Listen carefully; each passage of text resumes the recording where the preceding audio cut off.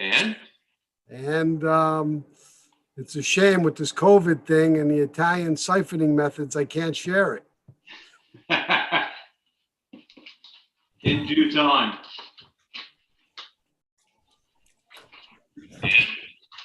And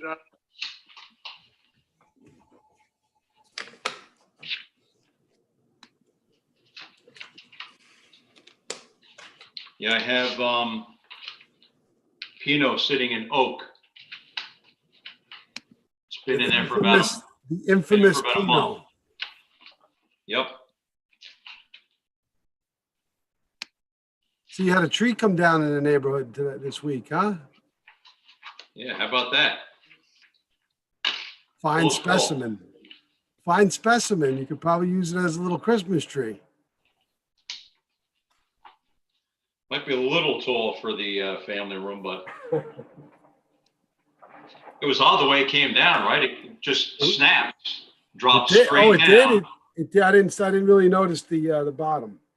Yeah, no, it snapped probably 2/3 of the way up. Oh, wow. Dropped right to the ground, and then teetered towards the street. And the low voltage fiber and copper prevented it from going into the road.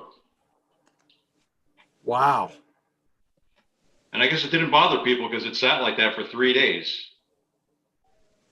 And then I see somebody finally pushed it off the lines and left it on my brother's front lawn. So it was hanging there, huh? Yeah, Wow. it was odd. But that tree probably lost a major branch every storm, so I think it's ready to go. Yeah, it looked like it wasn't that great. Yeah. So Mark, what's that Italian backdrop you have there? That's a little bit of I think what they call a Colosseum. There it is. That's a good answer. That's where they fed the humans to the lions.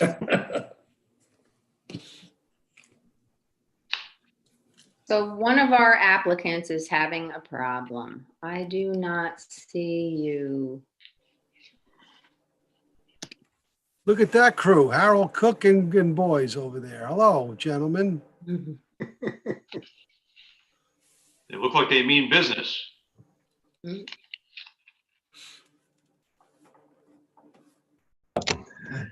wearing shorts. Everybody else is too, right? Sweatpants. There's a clip-on tie too. So.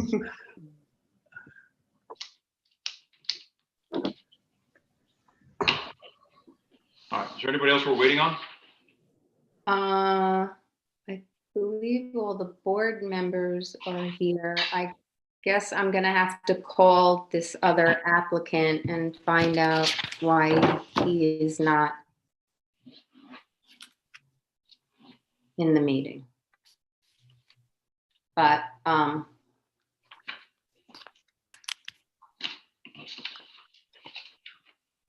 it appears that all the board members are on board. Maybe he'll sign on for the public meeting. There was a chat for you, Yeah, Maureen, that said, fortune there. Yeah, he just said, am I in? But he's not. Oh. All right, give me one sec. I'm sorry. Let me try to call him. Who's having problems getting on? If he's, Mr. Maureen, Pulio. if he's in the chat, he just has to enable his Oh, you audio. know what? He's in as an attendee, not a panelist. So, okay. Here, let me So does just, he has to log out and you have to bring him in as a panelist so he can speak well, or be seen? he should have registered. I don't know. Let me just.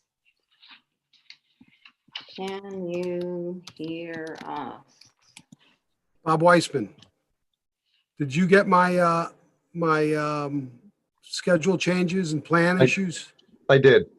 All right, so no questions, right? No, it's pretty straightforward. You're right. It should be 2.5% on the accessory buildings. So we're up to 18.1% for total A and B. And then And then the section J, you got the section J changes that need to be made, right? Yep. Good, that's all.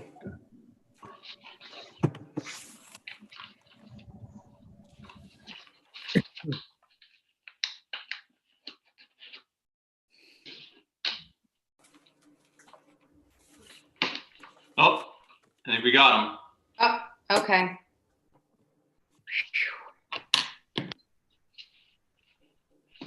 Okay, Okay. Let's get started.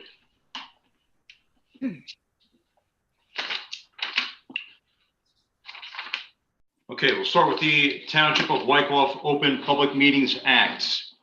Please take notice that in accordance with the Open Public Meetings Act, NJSA 10:4-6, and in consideration of Executive Order Number 103, issued by Governor Murphy on March 9th, 2020, declaring a state of emergency in the state of New Jersey, the Zoning Board of the Township of Wykoff does hereby notify the public that to protect the health, safety, and welfare of our citizens, the meeting of the Zoning Board of the Township of Wykoff, scheduled for Thursday, November 19th, 2020, will be conducted virtually through Zoom technology, and it will be live streamed on the Township of Wykoff's YouTube channel. The work session is scheduled for 7:30, and the public business meeting will begin at 8 p.m. These measures are implemented to allow members of the public to observe the meeting via live streaming and to provide the ability to comment during the periods for public comment during the meeting through Zoom telephone call and technology. Joining the meeting by telephone will be utilized as security against the sharing of inappropriate content. General instructions regarding access to the meeting is posted on the Wykoff website's homepage, www.wykoff-nj.com, as a news item. This is the November 19th, 2020 work session of the Wykoff Board of Adjustment is now in session. In accordance with the Open Public Meetings Act, notice of this meeting appears on our annual schedule of meetings. A copy of said annual schedule has been posted on the bulletin board in Memorial Town Hall. A copy has been filed with the Township Clerk, the Record, the Ridgewood News, and the North Jersey Herald and News, all newspapers with general circulation throughout the Township of Wykoff. At least 48 hours prior to this meeting, the agenda thereof was similarly posted, filed, and mailed to said newspapers. Members of the public are welcome to be present at this meeting. However, in accordance with Section 7A of the Open Public Meetings Act, participation on the part of the public at this meeting will not be entertained. All applicants are hereby reminded that your application, if approved, may be subject to the terms, conditions, and payment of the Affordable Housing Development Fee requirements of the township. Information can be obtained from the Code of the Township of Wykoff, Chapter 113-8, on the township's website, www.wykoff-nj.com. This meeting is a judicial proceeding. Any questions or comments must be limited to issues that are relevant to what the board may legally consider in reaching a decision, and decorum appropriate to a judicial hearing must be maintained at all times. Ms. Mitchell, roll call, please. yes. Ms. Evans, Here. Mr. Chris, Here. Mr. Tanis, Here. Mr. Kalpagian, Here. Mr. Hubert, Present. Ms. Riata, Here. Mr. Rubenacker, Here. Mr. Borst, Here. Chairman Fry. Here. All right, good evening, everyone. Hope everyone's doing well, families are doing well. I know we have still a mixed bag. People are home. Some of their girls are home, some of them are at school. New York City just went all virtual, so we've got some issues in front of us, and it's going to be a trying probably next 6 weeks over the holidays. It's going to be rough. So I wish everyone the best. I see Mr. Kalpagian's already got a little workaround going because he had an issue, and we're all dealing with it. So hopefully everyone's coping with it as best they can. Might as well jump right in. We'll start with the old business approval of the October 15th, 2020 work session and public meeting minutes. Board members, anybody have any errors, omissions, or comments to be made for the October 15th work session and public meeting minutes? I did not, Mr. Chairman. I did not either. Anyone else? Fine with me. Okay. I'll entertain a motion to approve the October 15th, 2020 work session and public meeting minutes. So move, Mr. Chairman. Mr. Hubert, second. Second, Who was that? Mr. Kalpagian. Mr. Kalpagian, sorry. Thank you. Mr. Tanis, Yes. Mr. Kalpagian, Yes. Mr. Hubert, Yes. Ms. Riata, Yes. Ms. Evans, Yes. Mr. Christ, Yes. Mr. Rubenacker, Yes. Mr. Borst, you were absent. Yes. Chairman Fry. Yes. Okay. Resolutions for payment 20-11. I'll just go over them quickly. This was, I believe, emailed out. I'm usually the one that misses the email. This time I think I actually have it. Okay, Township Engineer Review, the Jorkera and Bone application 74 Yale Ave, $274. Item number 2, Board Professional Resolutions, Leach application 416 Vassar Street, $100. Jorkera and Bone application 74 Yale Ave, $200. And the Mitchell application 71 Harding Road, $400. Can I get a motion to approve resolution 20-11? So moved. Mr. Rubenacker. Thank you, Mr. Rubenacker. Second. I'll second. Forced. Second, Mr. Borst. Thank you. Mr. Tanis, Yes. Mr. Kalpagian, yes, Mr. Hubert, Yes. Ms. Riato, Yes. Ms. Evans, Yes. Mr. Christ, Yes. Mr. Rubenacker, Yes. Mr. Borst, Yes. Chairman Fry. Yes. Okay. We have 2 applications that we are resolutions to be memorialized. It's the Jorkera Bone 74 Yale Ave application, block 469, lot 4, and the Mitchell application, 71 Harding Road. I went through both resolutions. I didn't notice anything that was an error or missing. But board, if anyone has any errors, omissions, comments on the 2 resolutions, please state them now. Seeing none, I'll entertain a motion to approve the resolutions for the Jorkera Bone application 74 Yale Ave and Mitchell application 71 Harding Road. so move, Mr. Chairman. Mr. Kalpagian, do I have a second? I'll second it. Mr. Tanis. Mr. Tanis. Thank you. Mr. Tanis, Yes. Mr. Kalpagian, Yes, Mr. Hubert, Yes. Ms. Riato, Yes. Ms. Evans, Yes. Mr. Christ, Yes. Mr. Rubenacker, Yes. Chairman Fry. Yes, thank you. Okay. We have one request for extension of approval. This is Robert Mosera, 241 Eastview Terrace, block 393, lot 6. The applicant is requesting a 1-year extension of time to begin construction on the subject property. Resolution was approved on January 16th, 2020. So there was an email that was in the packet. I'll just read it in case you don't have it handy. Dear Board of Adjustment members, we respectfully request an extension to permit and build at 241 Eastview Terrace, Wyckoff. We received our variance memorialized on January 16th, 2020. The approved plan calls for a complete home renovation. We haven't applied for construction permits to start the building process, as we have been waiting for the current tenants to vacate the property. Due to a loss of employment related to COVID-19 virus, the current tenants are still occupying the property. As such, we fully expect that they will be ready to leave in the spring of 2021, thus our extension request. We would greatly appreciate an extension to start the permit and construction process due to these extenuating circumstances. Respectfully, Robert Mosera. Board, any comments or concerns about granting a 1-year extension? This is probably maybe our second one that we've had this year. Again, COVID, the circumstances, we always try to be fair with people and hey, listen, we haven't ever been in this type of scenario before. And if somebody's having an issue, then I personally don't see an issue working with them to extend it for a year. But if anyone has a comment, by all means, we can have a conversation on it. No concerns. No. none here either. Okay. I'm here. All right, very good. So then maybe just to memorialize it, Mr. Becker will still make a motion to approve this, right? Okay, That's so, correct. And obviously, if it passes, which I expect it will, I will send a letter out tomorrow like I did with Leach from last month. And you might have seen a copy of that letter in your packet as well. yeah, we did. Thank you. That was gonna be my next comment. Okay, Board, can I get a motion to grant the 1-year extension to the Mosera application, 241 Eastview Terrace? I'll make a motion. Forst. Motion, Mr. Borst. Second. Rubenacker.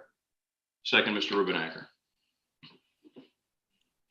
Mr. Tanis, Yes. Mr. Kalpagian, Yes. Mr. Hubert, Yes. Ms. Riato, Yes. Ms. Evans, Yes. Mr. Christ, Yes. Mr. Rubenacker, Yes. Mr. Borst, Yes. Chairman Fry. Yes. Okay, and then as Mr. Becker mentioned before, there was just a letter that the board attorney sent out for the leach application, which we did grant an extension on, I believe, last month for that extension. So that was also in our packet. Mr. Becker, thank you for memorializing that. You're welcome. Okay.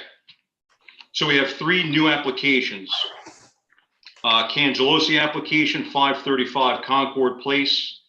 Polio application, 300 Wiley Place, and the Janky. You can yell at me in the public session. 460 Grandview Ave. So we have 3 applications that we're going to go over tonight. So why don't we jump into those? Unless anyone has any questions before we get into the applications. No? Okay. All right. Mr. DeGennaro, if you would, please. Why don't we Yes. start with the Cangelosi application, 535 Concord Place? Okay. So 535 Concord Place, that is an existing single-family home in the RA 25 located on a corner lot, currently non-conforming due to the accessory structure rear yard setback, which is the pool. The applicant seeking variance relief to expand the structure into the rear yard, requiring variance relief for rear yard setback, as well as principal building lot coverage. They're also proposing to construct a circular driveway along Concord, requiring a soil moving permit for movement of soil in excess of 100 cubic yards per our ordinance. So the existing lot size is 32,764 square feet in the zone of 25,000. The frontage is 369 feet, where a minimum of 125 is required. The depth is 165, where a minimum of 150 is required. The existing front yard setback number 1, which is on Fairfield, even though the house fronts on Concord, the narrowest portion dictates front yard number 1 on a corner lot. So that's Fairfield. That's at 49.3 feet. Proposed and it appears to be at 40.3 feet because there's going to be a proposed canopy with covering over a set of basement steps next to the garage. The existing front yard number 2 on Concord is at 56.6 feet. It's proposed at 55.4 feet. Minimum required front yard setbacks in each case are 40 feet. Principal building side yard setback existing is at 65.9 feet. The proposal goes to 60.4 and the minimum required is 20 feet. Principal building rear yard setback is existing at 40.3 feet. They're proposing the addition to the back of the house, which I guess is to the master bedroom, bringing the rear yard setback to 28.4 feet. Required is 40 in the zone. The accessory structure is the pool, as I mentioned, is rear yard setback is non-conforming, existing at 6.7 feet, and the side is at 29.4, where the rear yard requirement is 20, but it's an existing pool. The existing principal building is at 13.6%. The proposed goes to 15.7%, and the proposed combined accessory and principal is 18.2%. And I have 18.1 here for some reason. Any event, it's a tenth. The accessory structure lot coverage is 2.5%, which is the pool, maximum 5% permitted. Height of the structure as a ranch remains unchanged, 1.5 stories at 23 feet, where a max of 35 and 2.5 stories is permitted. Impervious coverage is below the maximum permitted of 28.5 and comes in at 26%. The stormwater management plan satisfies the township requirements, and the property is served by a brand-new 4-bedroom septic, which was just completed last week. There are just a couple of items that I already communicated to the design professional on the plan, as well as the section J, which need to be updated. So what you have is a plan dated or last revised 11/12/20, and also a section J, which was received by the board zoning office November 13th, 2020. Both section J as well as the plan have some revisions to be made with regard to the zoning data for combined coverage and principal building lot coverage. And I've also asked that the application be revised to include the mention of the soil moving permit. I believe the notice was published to include that, so I think we're covered on that, and I'll just defer to the board attorney. Yes, it was included in the notice, so we're all noticing was fine. Okay. Okay. So I did not get a chance to swing by this property, but in just going through, there are a couple of discrepancies depending on the document you're looking at. So, Mark, right now, the rear porch, there's a covered porch. It looks like that's already been erected. Correct. Technically, that's not part of this. So construction's already ongoing on this house. Right. Is that correct? Yeah.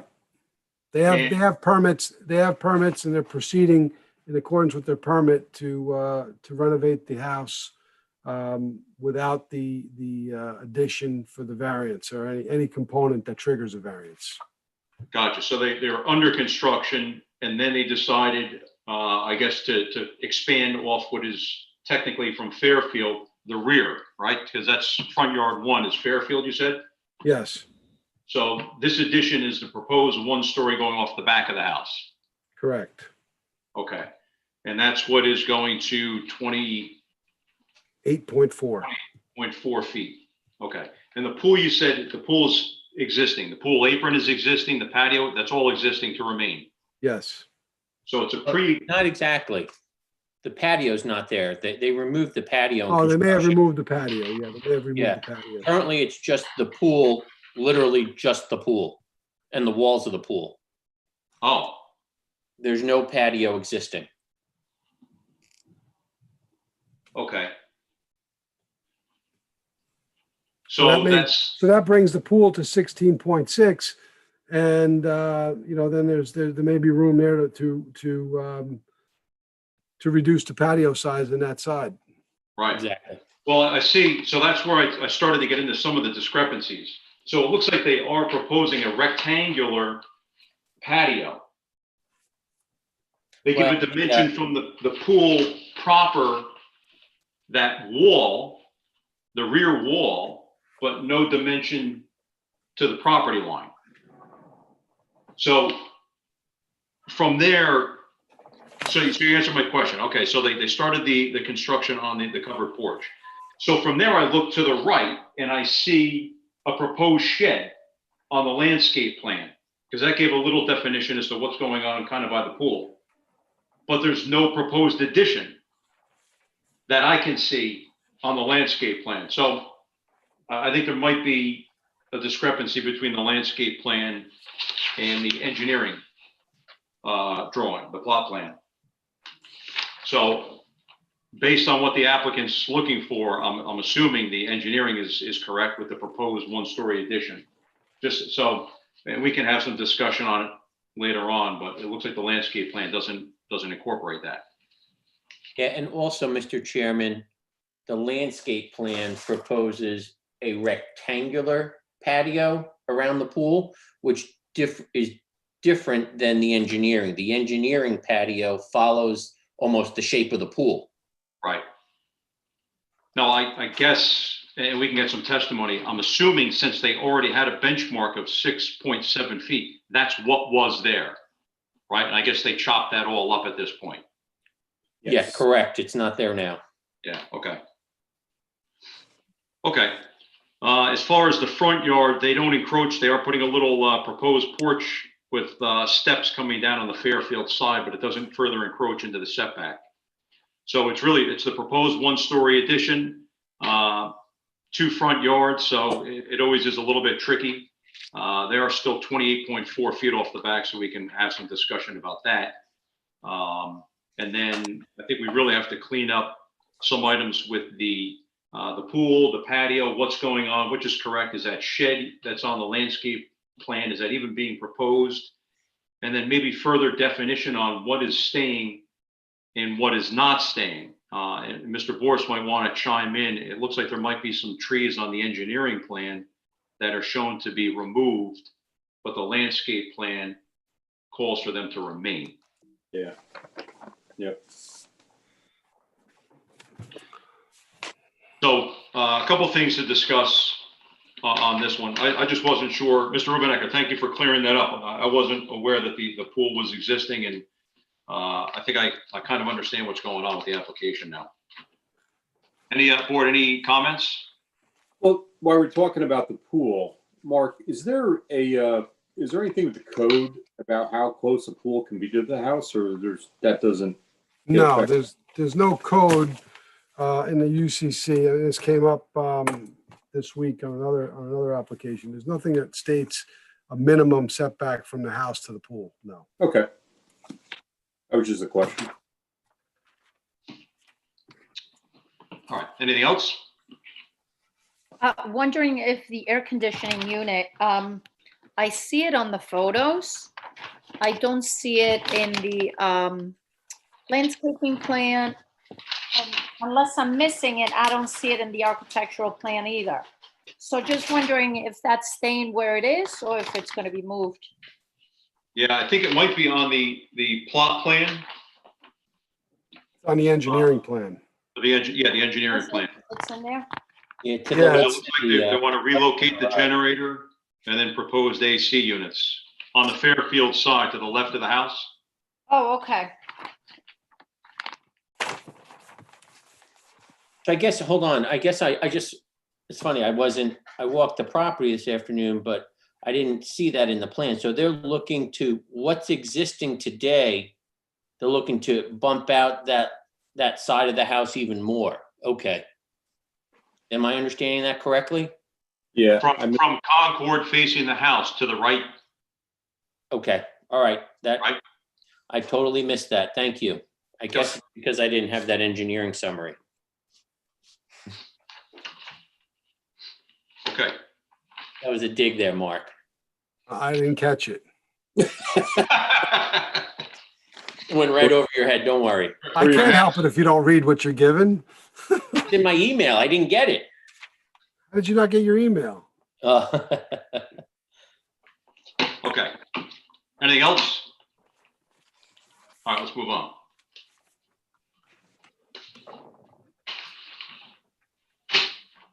Hey, I'm sorry. I thought we were just, sorry to come late to the party on this. I think at some point we got to talk about the front of the house too. The two existing trees are coming down, and I would like to understand how that circular driveway is going to work on the kind of slope that they're presenting at 9.5. So. Yeah, and I'd also like, obviously that house has probably been there for 50 years without a circular driveway. I'd like to understand, the purpose. Like, I get it, it's nice to have a circular driveway, but I agree with the slope there. It's going to be major movement. Yeah, it looks like it's the better part of 9 feet or close to it from the street to where the driveway will be, driveway grade at the front door. So it is pretty significant. So we can get some testimony as to one, what they're planning on removing in the front, why they want to go with the circular driveway, and then maybe we can get some expertise by Mr. DeGennaro with a 9-foot change in elevation over that distance. I see the purpose of circular driveways on busy streets or busy roads, but you can't say Concord or Fairfield are busy. Yeah. Yep. Okay. Next application is the Pulio application, 300 Wiley Place, block 214, lot 76. So 300 Wiley Place, existing single-family home in the RA 25 zone, currently non-conforming due to lot area, frontage, front yard, and side yard setbacks. The applicant's proposing to construct an accessory pavilion over the outdoor kitchen area in the rear yard, requiring variance relief. The existing lot size is 11,408 square feet in the zone that requires 25,000. The frontage is 75 feet, where in the zone requires 125. The depth is at 152, conforming, which requires 150. Front yard setbacks at 39.98, required is 40. Principal building side yard setback, existing number 1 is at 10.7 and number 2 is at 16.9. Both remain unchanged. 20 foot each side is required. Rear yard setback is at 65 feet existing, 40 foot is required. Lot coverage, existing principal building is at 14.97%, where a maximum of 15% is permitted. The proposed obviously remains the same on the principal. The maximum combined permitted is at 20%, and the proposed combined goes to 16.17%. The accessory structure that's being proposed has a requirement of 15-foot side yard, 20-foot rear. The proposal is at 10-foot side yard and 42-foot rear. The lot coverage for accessory structure proposed at 1.2%, where a maximum of 5% is permitted. And the impervious coverage max permitted is at 42%, and the proposal goes to 29.4, which is conforming. The height of the structure is proposed at 11 feet, where 20 feet is permitted. Stormwater management is not applicable on the application. Okay. So this is an existing outdoor kitchen area. And they're just looking to do a wood frame pavilion, I guess, over it. There are some pictures associated that came with the application. Probably well done, rainy day. I guess that's the reason why they're looking to put a pavilion on there, intentional perhaps, maybe. Looks like it's going to be 11 feet peak height to the ridge. I'm not quite sure which way that ridge is going to run. I'm thinking maybe in line with the way the house is, front to back. But it looks like they're going to be going to 10 feet off the property line, 10 foot, and then it's skewed. So that's the closest point. And it's an open structure and 11 feet. Not much to discuss on this. Anybody have any questions? I just got a question. How did we get to this point with this one, Mark? Did they, I mean, the patio's down, the footings are in, was the covered? The patio, I think, was down already. That was with the outdoor kitchen that was already there. Okay. I think they started to do the footings and found out that they needed a variance for it. So they stopped and submitted the application, but you could see the patio is not new. It's in the kitchen's been there for quite a while. I know I've been to the property before and I've seen it. So Okay. they were looking to cover it. I guess they didn't think they needed they didn't think they needed a variance for sure. And they contacted the building department to inquire about, I guess, permitting, and they were told they needed a variance. So I guess the other question I'm just curious on it is how do they get footing inspections without a building application? Oh, I don't think they did. So I think that has to be addressed once they move forward. Okay. Okay, gotcha. Yeah, Okay. also, I'd be interested, very curious to see that neighbor there on the right, if that homeowner attends. But then also, the way the footings are laid and based on the blueprint of the actual, of the overhang, I'll call it, I don't know what's the outdoor covered patio. It seems like the water is gonna, unless it's guttered, but it looks like half of the bar is gonna be exposed to the rain, the seating area, based on the pictures and where the footers lie. So I'd be curious, like you said, Carl, which way the patios, I guess the overhang's gonna face. Did I read something that they're gonna actually capture the rain in this and bring it to a catch basin? Or was I reading something else? It looks like there's an existing seepage pit either underneath it or it looks like there's a storm grate like right in the middle of the patio. It does say it. It says there'll be a gable end roof that will have leaders dispensing into the sewage pit. Thank you. I thought I saw that somewhere. All right, so they're gonna be capturing the water coming off of that. Yeah. Yeah, I see what you're saying, because the one footing looks like it's midway maybe into the countertop. So the seating edge looks like it might be actually Exposed. uncovered. Right. So I just want to Depending make on how sure much- that, you know, if this application moves forward as proposed, we make sure that they build what they propose. Because Right, really, this whole project really just gets the homeowner a covered grill. It could rain, but the people are going to be sitting in the rain, according to this design, I think. You Yeah. can grill dry, but it looks like anybody sitting at the bar is going to get wet. it's all about the cook. Hey. Whatever floats your boat. All right, we can ask the applicant. All right, anything else, board? All right, let's move on to the next application. The next one is Janky. Again, I apologize if I'm butchering your name. You can correct me in a couple minutes. This is 460 Grandview Ave, block 497, lot 7.01. Mr. DeGenero, whenever you're ready. 460 Grandview Ave, single-family home in the RA 25 zone, also located on the corner lot and is conforming.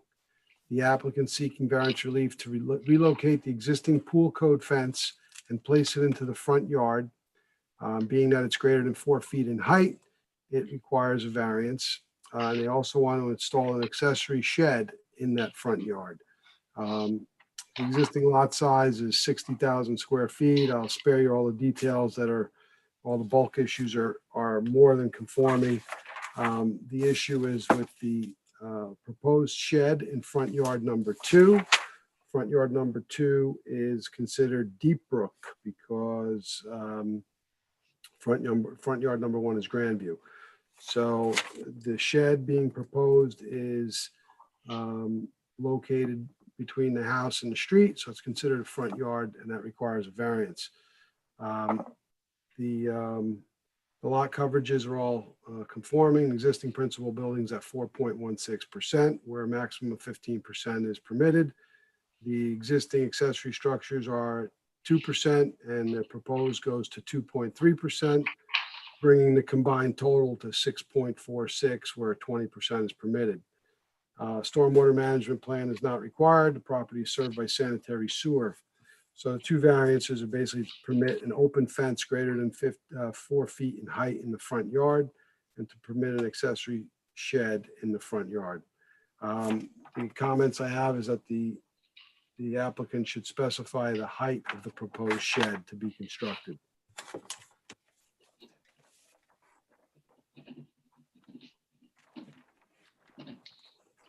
That's it? It, So, Mr. DeGenero, are you aware of any history? To be honest, I wasn't even aware that that was part of that property. It almost seemed like it was a park that was placed on the side, maybe as like open space. And I see the homeowner nodding their head. It probably is used as a park, and everybody probably loves it and thinks it's their own open space to walk their pets, right? So what I wasn't sure of is maybe was there something, and I was looking to see if there was like a developer's agreement, something in here, but I don't see any history with our application. If there was something when they developed Deep Brook, that space had to be done like that they put the fence back there in that location intentionally. it just seems kind of odd that they would have done that because it's a considerable amount of space there. I don't know why they wouldn't want to capture that. Do you know of any history? It was I one of my don't. first questions. I don't recall anything. The only thing I remember about Deep Brook was that there was the required conservation easement along the ravine that had to be preserved and maintained. But this house existed before Deep Brook got cut in, right? Yeah. I don't know if there was a partial taking or a sale or purchase, or was this always the property line? I don't know.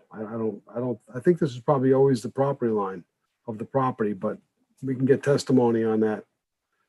Yep. Okay. I was just curious because it is odd that it sat like that. So they're looking to take the fence line that's there now and bump it out to the street, which I'm never a huge fan of. I do like this type of fence, of wall fencing. As far as an aesthetic appearance, I like this one the best. I'm glad you're not proposing something that's solid and kind of obnoxious.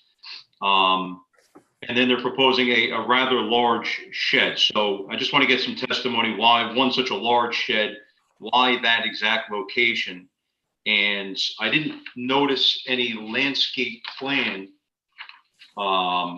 for a long, deep brook. And I know it's a long stretch. I just don't know how I would feel about just a fence out in the middle of nowhere without any type of plantings.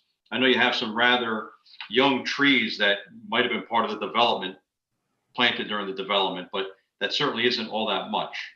So I just want to see what the reasoning is. I think I have an idea why they want to bump the fence out there, but if they have any consideration for any type of plantings out there to kind of clean that up. And then there's a lot of screening along that fence because it was very intentional. That fence has privacy to the backyard. And then you're going to have that open and the shed is going to be on the backside of that. So I think they made some comments that they're looking to perhaps do some screening around it, plant some hydrangeas, boxwood, ski laurel, and tall grasses. But it's a very large shed, so I would just like to get that definitely more defined. So I think we should have some conversation on that. I will make one statement. I love this house. I always have loved this house. I love the design of it. It is a beautiful home and it's an amazing piece of property. Unfortunately, it falls into the two frontages, which does create some heartache every once in a while. But that's it. I'll keep my mouth shut. Anybody else want to comment on this application? I just got a question. If they have had a variance before, Mr. DeGennaro, was the way the fence is constructed now, that would have been, a variance would have been required once before, correct? Yeah, I would say so. I would say so. But I don't know if the application said there's never been a variance before. So maybe the fence existed when it was landlocked, when it was a side yard and not a front yard. The front yard got created when a development got put in. Yeah. Gotcha. Yeah, so if the development never went through, they could move this fence over the property line with no problem. Right. Yeah, got it. Okay, we'll get some testimony on that. Mark, just to clarify, there's no concern on the location of the fence off of the curb on Deep Brook. It's just the height of the fence. Right. It's within the property line, Is so it in it's the not an front issue. yard? It's within the property line, so it's not an issue. The issue is it's over 4 feet. Code requires a fence to be 4 feet high and 50% open. It meets the 50% open criteria, but it's a pool code fence, so it's probably 54 inches. Okay. And that fence will not be at the curb line, right? I mean, it's going to be set back in like 10 to 15 feet, I would think, right? That's what it looks like. It's within the property line. Yeah. Yeah, it looks like it hugs the pear trees. Yeah. Yeah, I could see, when I walked the property today, I could see the necessity to basically reclaim that property. They're paying taxes on it, they might as well get to use it. Sure. Yeah. But it'll be funny, and there may be people, neighbors on, which is fine. A lot of people probably don't realize that it's private property. So We'll see what happens. And if anybody calls in thinking that, hey, you're going to take away my park space, you can't do that.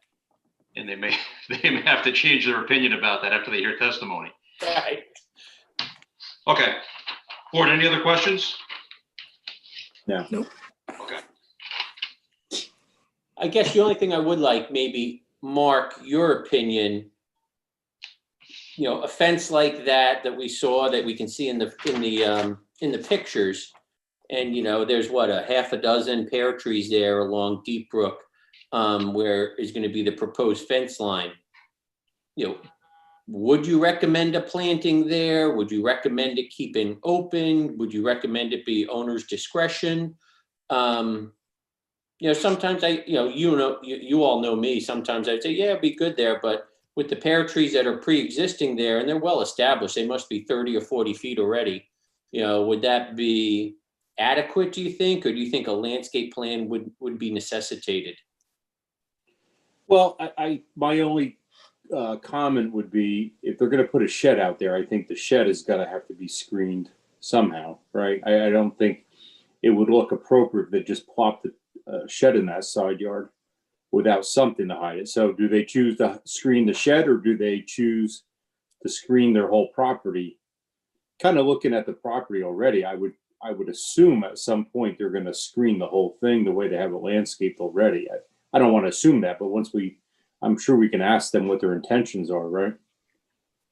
Of course. And we could require them to come back with a full landscape plan. But I don't know if that's too much Big Brother, right? I mean, I'm not looking at the landscape somebody's yard without them wanting it, right? Of course. So, that the house is so beautiful today. This is one of those things where, I totally expect the homeowner to do the right thing. yeah. All right. So, Your opinion.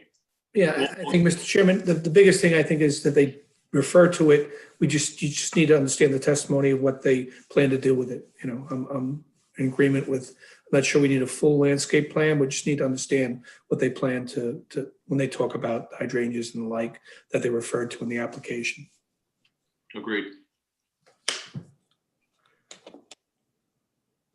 Okay. Anything else? No. All right. How are we doing on time? Huh? Okay. No late. All right. If there's nothing else, then I'll entertain a motion to close the work session. I'll make a motion. Forced. Motion by Mr. Boris, second. I'll second it. Second by Ms. Rioto. All in favor? Aye. Aye. All right. All right. We'll close the work session. Do we need to take a break, or can we roll right into the public? Let's roll. Yeah, I agree. Let's move.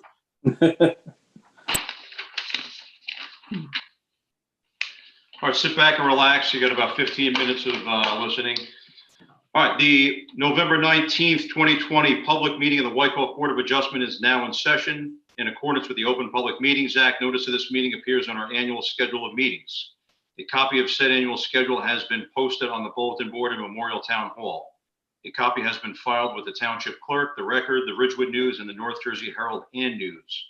All newspapers with general circulation throughout the Township of Wyckoff. At least 48 hours prior to this meeting, the agenda thereof was similarly posted, filed, and mailed to said newspapers. Open Public Meetings Act for the Township of Wyckoff. Please take notice that in accordance with the Open Public Meetings Act, NJSA 10:4-6, in consideration of Executive Order Number 103, issued by Governor Murphy on March 9th, 2020, declaring a state of emergency in the state of New Jersey, the Zoning Board of the Township of Wyckoff does hereby notify the public that to protect the health, safety, and welfare of our citizens, the meeting of the Zoning Board of the Township of Wyckoff, scheduled for Thursday, November 19th, 2020, will be conducted virtually through Zoom technology, and it will be live streamed on the Township of Wyckoff's YouTube channel. The work session is scheduled for 7:30, and the public business meeting will begin at 8 p.m. These measures are implemented to allow members of the public to observe the meeting via live streaming and to provide the ability to comment during the periods for public comment during the meeting through Zoom telephone call-in technology. Joining the meeting by telephone will be utilized as security against the sharing of inappropriate video content. General instructions regarding access to the meeting is posted on the Wyckoff website's homepage at www.wyckoff-nj.com as a news item. All applicants are hereby reminded that your application, if approved, may be subject to the terms, conditions, and payment of the affordable housing development fee requirements of the township. Information can be obtained from the code of the Township of Wyckoff, Chapter 113-8, on the township's website, www.wyckoff-nj.com. This meeting is a judicial proceeding. Any questions or comments must be limited to issues that are relevant to what the board may legally consider in reaching a decision, and decorum appropriate to a judicial hearing must be maintained at all times. Ms. Mitchell, roll call, please. Ms. Evans, Here. Mr. Christ, Here. Mr. Tanis, Here. Mr. Kalpagian, Here. Mr. Hubert, Present. Ms. Riato, Here. Mr. Rubenecker, Here. Mr. Borst, Here. Chairman Fry. Here. Ms. Mitchell, do you happen to have a flag that you could post up on the screen? Oh, let's see. Look at you. All right, if you would, everyone just He please was on the raise, spot, ready to go. stand up for the flag salute. Mr. Rubenecker, if you would lead us, please. Sure. I pledge allegiance to the flag of the United States of America and to the republic for which it stands, one nation, under God, indivisible, with liberty and justice for all. For all. Okay, awesome. Thank you so much. Okay. Good evening again, everyone. We went through the normal order of business and some housekeeping in the work session. So for tonight, we do have 3 applications that we are going to be hearing. It's the Cangelosi application, which is 535 Concord Place, Block 311, Lot 3. Julio application, 300 Wiley Place, Block 214, Lot 76. And the Janke application, 460 Grandview Ave, Block 497, Lot 7.01. Okay, so we had some comments in the work session. Why don't we jump right into the first application, which we'll start with the Cangelosi application, 535 Concord Place. Good evening, ladies and gentlemen. Harold P. Cook here on behalf of the applicants, Mr. and Mrs. Cangelosi. This evening, I have 2 witnesses, Mr. Weissman, the professional engineer, and Mr. Cangelosi is here. He doesn't intend to testify unless the board has any questions of him. So Mr. DeGennaro laid it out well in the work session. This is an application to permit the construction of a single-story addition to the principal building, which is a 1-story ranch. This is a corner lot. There is a variance sought for rear yard setback. Required is 40 feet. The variance is to permit 28.4 feet. And again, this being a corner lot with 2 front yard setbacks in of itself is a hardship. 2, there is an existing deficiency for the swimming pool accessory structure. It's noted on the application at 6.7 feet, but that was with the surrounding patio that was removed. Mr. Weissman indicates that if the board were to grant the application, it would actually be brought further away to about 10 feet from the sideline because we wouldn't need as much of a patio on the sideline. So again, while it's shown as 6.7, because the patio is removed, it actually would be proposed to be about 10 feet. Lot coverage for the principal building is 15.7. Allowed is 15. If you combined the accessory structure and the principal building, it comes to 18.2. Permitted would be 5 and 15 for a total of 20. While we've allotted more and are over on the principal, if you still put the 2 combined, we're almost 2% below what is permitted of a combined A and B. Lastly, the applicant is seeking a variance to permit the removal of more than 100 cubic yards of fill to accommodate the circular drive. And Mr. Weissman will get into it, but the purpose is twofold. Number one, it would be safer because as it is now, you'd be backing onto Fairfield. And the driveway does slope down there. And I heard Mr. Rubenachter's comments, and I agree, Concord and Fairfield aren't busy, but a car could be making a right onto Fairfield from Concord. If somebody is backing out, it could present a problem. Secondly, is it would the circular drive would provide better access to the front door. There'd only be 2 steps.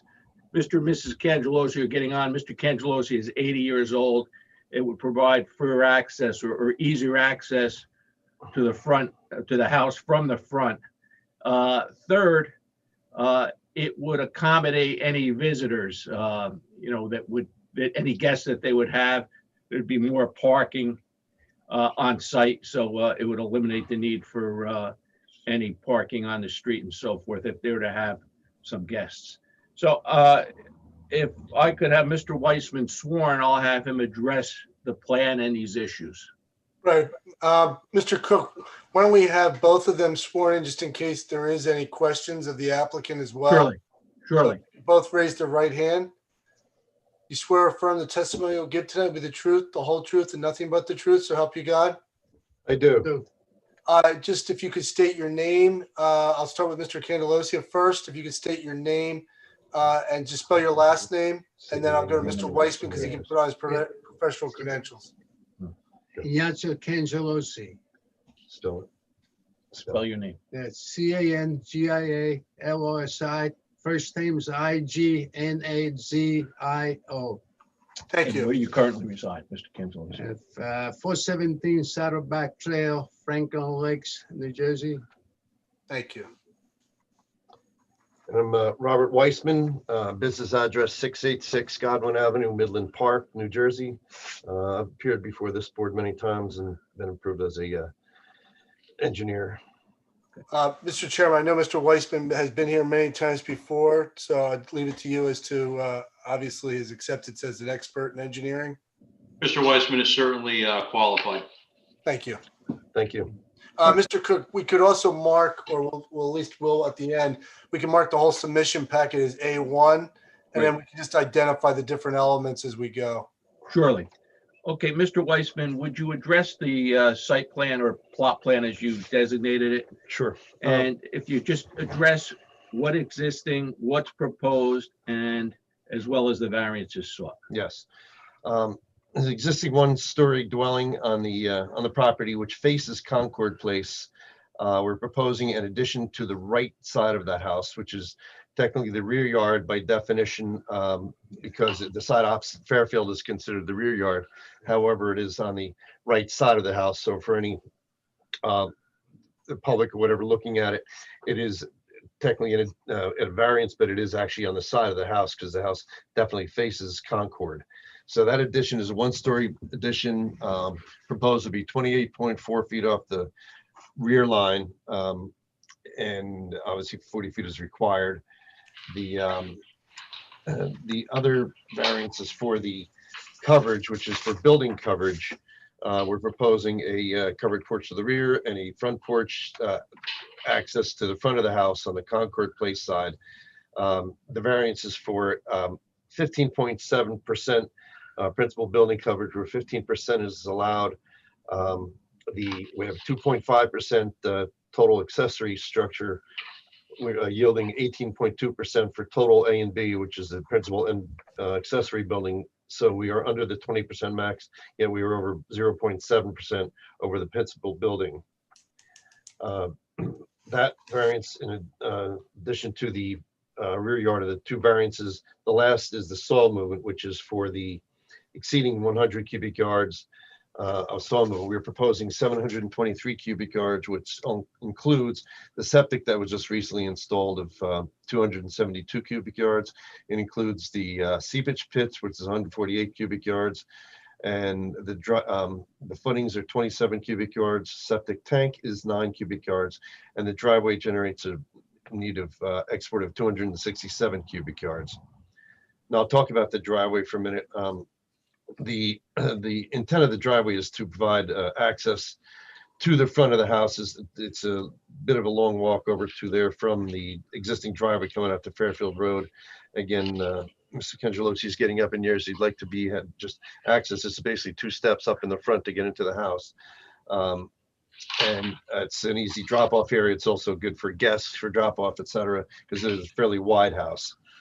The access going out further across the lot to the north, and then accessing out into Concord Place. We have a proposed 9.5% grade, where actually RSIS allows up to 15%, 12% normally. We are under 10%, 9.5% grade. So it's a relatively mild grade. It's not in excess of any code requirements, but it does go down, traverse down a present slope on the northeasterly side of the property. We can reduce that to some extent by extending the wall that I have shown there down towards Concord Place, and reduce the soil slope that I show going up towards the north property line. The rest of we are proposing 5 seepage pits to accommodate the roof drainage, the driveway drainage, and provide a net reduction in runoff for that from their property that doesn't exist today. There's all existing roof drains are disposed onto grade. So this will be a groundwater recharge and improvement of the drainage condition. We are proposing the relocation of air conditioning units to it would be the southwesterly side of the dwelling, including a generator that will be located in that location. The patio for the pool, as stated, the patio that was originally there is 6.7%. I'm sorry, 6.7 feet off the northerly property line. With the new patio surround there, the proposal is to be 10 feet off that northerly property line, so to be reduced from what pre-existed. I think that's basically the extent of the application. It's primarily for safety and to prevent backing out onto Fairfield Road is the intent for the driveway. Mr. Weissman, you had an opportunity to review the landscape plan that was submitted, correct? Yeah, I just saw it. Yeah. And you've been on the site, and you can confirm that the green giants, arborvitae green giants that are shown along the perimeter have been installed already, correct? Yes, and they provide substantial screening from the neighbors to the west and to the north. I think that's big. There's some substantial landscaping being proposed in addition to the green giants that are there that will be installed once the construction is completed. And Mr. Weissman, have the 3,000 gallons seepage pits where the circular driveway is proposed, and then the other 2 1,000 gallon on the corner, have they been installed? No, I don't believe so. No. None of that's been installed. Correct.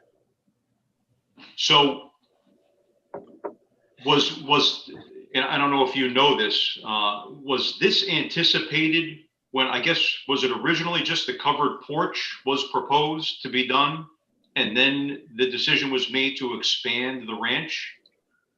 I don't know. I guess I don't understand how construction went, because part of it's already built. I'll defer to the, I guess, I'm not sure of the sequence of construction, to be honest, or the sequence of the planning of this. I just got brought in after the fact. That was a confusion. That was told by the previous owner that he had submitted the plans to cover the porch, which then I find out that was not so. So it was actually Mr. Cangelosi's testimony was actually confusion based upon what the previous owner had told him, that there were plans approved for that covered porch. And when he got into it, then we realized they not only were there not, but it triggered a variance. So, Mr. Cook, did this property just recently change hands? Yes. Yes. Mr. Cangelosi intends to reside there His house is under contract in Franklin Lakes, which is a large two-story dwelling. And again, because of his age and so forth, he and his wife, they wanted to downsize beyond one level. So if this variance is granted, he'll finish construction and move into this home. And his house is pending under contract right now in Franklin Lakes. Yeah, there's one more point I forgot to mention was the existing garage is about 5 steps below the first floor. So it's a little bit of steps getting up into the house. So that's part of the reason why the drop off is, it means a bit to him. Just to clarify, Carl, or Mr. Chairman, sorry, you keep on mentioning the covered porch. The covered porch, was that part of the original plan? Because the way I'm reading the engineering, the covered porch has nothing to do with the variances that are being sought. Is that correct? Or just help me explain that. It just helps trigger the variance for principal building coverage. Okay, but if we weren't adding that proposed one-story addition again off the right side of the house, the covered porch would not come There into wouldn't play. be an issue for coverage. Okay, I understand. Thank you for clarifying that, Mr. Cook. I had a question for Mr. Weissman regarding the driveway. Yes. I know it's difficult on Zoom. I'm struggling with one thing. I don't know if anybody else is too, but help clarify this for me. You're removing quite a bit of dirt from the front yard in order to accommodate this driveway. And the driveway is going to make its way. I want to make sure I understand this properly. The driveway is going to make its way 2 steps below the front door of the house. Correct. Obviously, and I'm not trying to be facetious, the house isn't sinking downward. I'm envisioning the steep upslope of a driveway to get to that point. Can you kind of do your best to help me visualize this? Yeah, if you can look at, should I bring up share screen? Can I do that or no? I'm disabled, but all right. I guess everybody's got the plan in front of them, right? So you can see the contours. Okay. So the contour, you can see where it goes pretty flat by the house, and then it drops down as you get closer to Concord. So what we're going to be doing is just cutting an area where the driveway is, cutting back. You see the proposed contours would require the grading. And like I say, we could do is extend that. We have a wall that goes extends from the northeast portion of the house and then terminates where it gets past the house. We could extend the wall down to eliminate a lot of that grading to the north side of the property alongside the driveway, the proposed driveway. But what happens is the reason why we brought it out to where I show it is to get the length so that the drop wouldn't be excessive. Again, 12% is usually what is you try to keep not to exceed a 12% driveway. We were less than 10%, which is a relatively mild grade on the driveway. And it goes it starts from the front door, basically going down at an even pace, going down to the grade at 90.7 down by Concord Place. So there is about a 9-foot drop there, but it is over the course of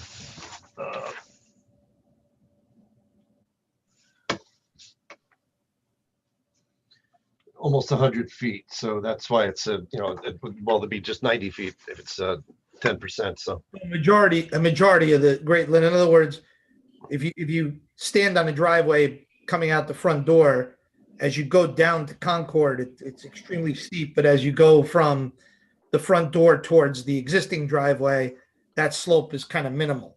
That's 5% going down, right? The high point is at the front door, correct? But it drops down. You're right, 5% going down to existing driveway, but it's not a steep. Again, it's 10% going down, and I've done driveways, up to 15%, which starts getting. But this 10% is not excessive in my opinion.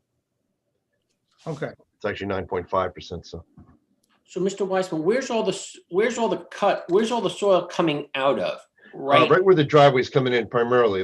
And I can reduce that further. I could probably take 100 or 150 yards, reduce the amount of dirt that's got to come off site by extending that wall down alongside the driveway and not have to cut all the way up to the northerly property line, which is the way it's shown now with the proposed contours. And I can just extend again that wall down to the right-of-way line at Concord and just eliminate the need for taking that much more dirt out.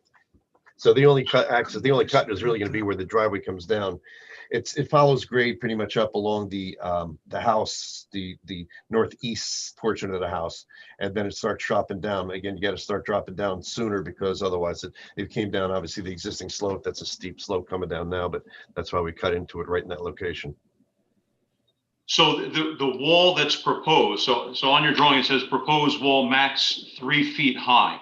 Yes, So in other words, we're going to see an exposed retaining wall 3 feet above the elevation of the driveway. that's correct. And as we start to head northeast, well, that exposure is obviously going to grow because you're going to try to keep soil there, right? Rather than having to remove more soil. Is that what I'm hearing? That exactly. So what I was proposing to do is extend the wall down to reduce the amount of soil that's going to come off site. So, okay, so you're extending the wall down, but you'll essentially be increasing the profile of that wall, no?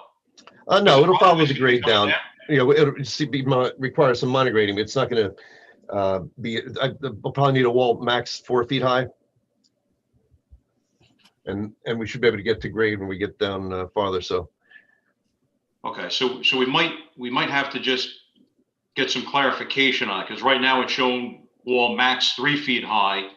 But I think it's a good solution, trying to minimize the amount of soil you have to take out, but then you're extending that wall. So I think we'd want to probably see what that's going to be, what's going to look like on the drawing. Well, I'll tell you, I can, well, like I say, if you just take that wall and extend it down alongside the driveway, it'll terminate before it gets to, say, the trench drain. That wall just continue the little holes down alongside the driveway and reduce or eliminate the proposed contours that go right at almost up to the northerly property line.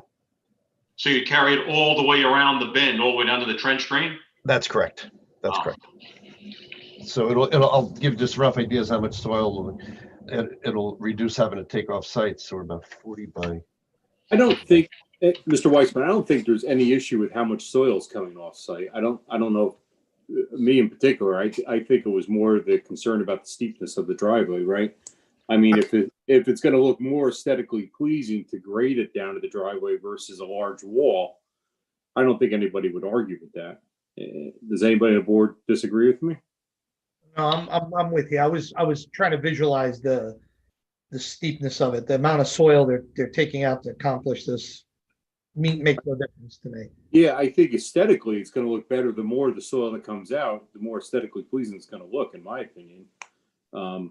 Instead of trying to hit it all with walls, when I first looked at it, the slope bothered me. The more you're explaining to me about the slope, I feel better. 10% is not crazy. The way you explained it of a 100-foot run over that course of space. I feel a lot better about it than when I was standing there on the top of the soil this afternoon. So, in fact, to your point, Mark, I agree. You bring up a good point. I'm very familiar with this corner. I pass it a lot, and it's a visible corner property, and it hasn't. It's been kind of unkempt for years. The less visual wall you have there, the more soil you take away, the more aesthetically pleasing this house is going to look from Concord, by far. Yeah, I agree. 100%. Yeah. I think also, Mark, I think if we bring the wall down too far, it's going to create kind of a sightline hazard pulling out of that driveway. If we have a 3-foot wall that goes almost down to that trench drain, then, pulling out of that driveway, even though it's not a busy street, it still might be a challenge. So I think not having the wall run all the way down and keeping it a little bit more opening is safer as far as sight lines on the road and pulling out of that driveway. Yeah, I know if I was driving, I'd be bouncing off that wall. Yeah, I'd prefer to leave actually what's depicted on the drawing if possible. If you can control that slope coming down on the northeast side of the driveway, I'd rather not see more retaining wall. That's why I was kind of asking the question, how high are you going to possibly go? Yeah. That area could be planted. Yes. Yeah. I think that's probably a better solution. Fine. Okay, so just to get back to the proposed 1-story addition, and again, really we could be looking at this as if Concord's the front. That's the way the front door faces. So then it's a side yard setback, which is probably the right way to view this. It's kind of a technicality that it's Fairfield, but that's how the board really has to view it. That's So- my opinion. You know, I don't know that I have a huge issue, but you know what starts to happen? I just did some quick measurements. This house, unless I'm completely off, this house is over 100 feet long proposed. So I'm like, Yes. how are we not able to get a house to conform? And how is it that it's so long? I get it's a ranch. It is, but that is a deep profile. That's 169 feet. How deep is that side right there? What am I looking at?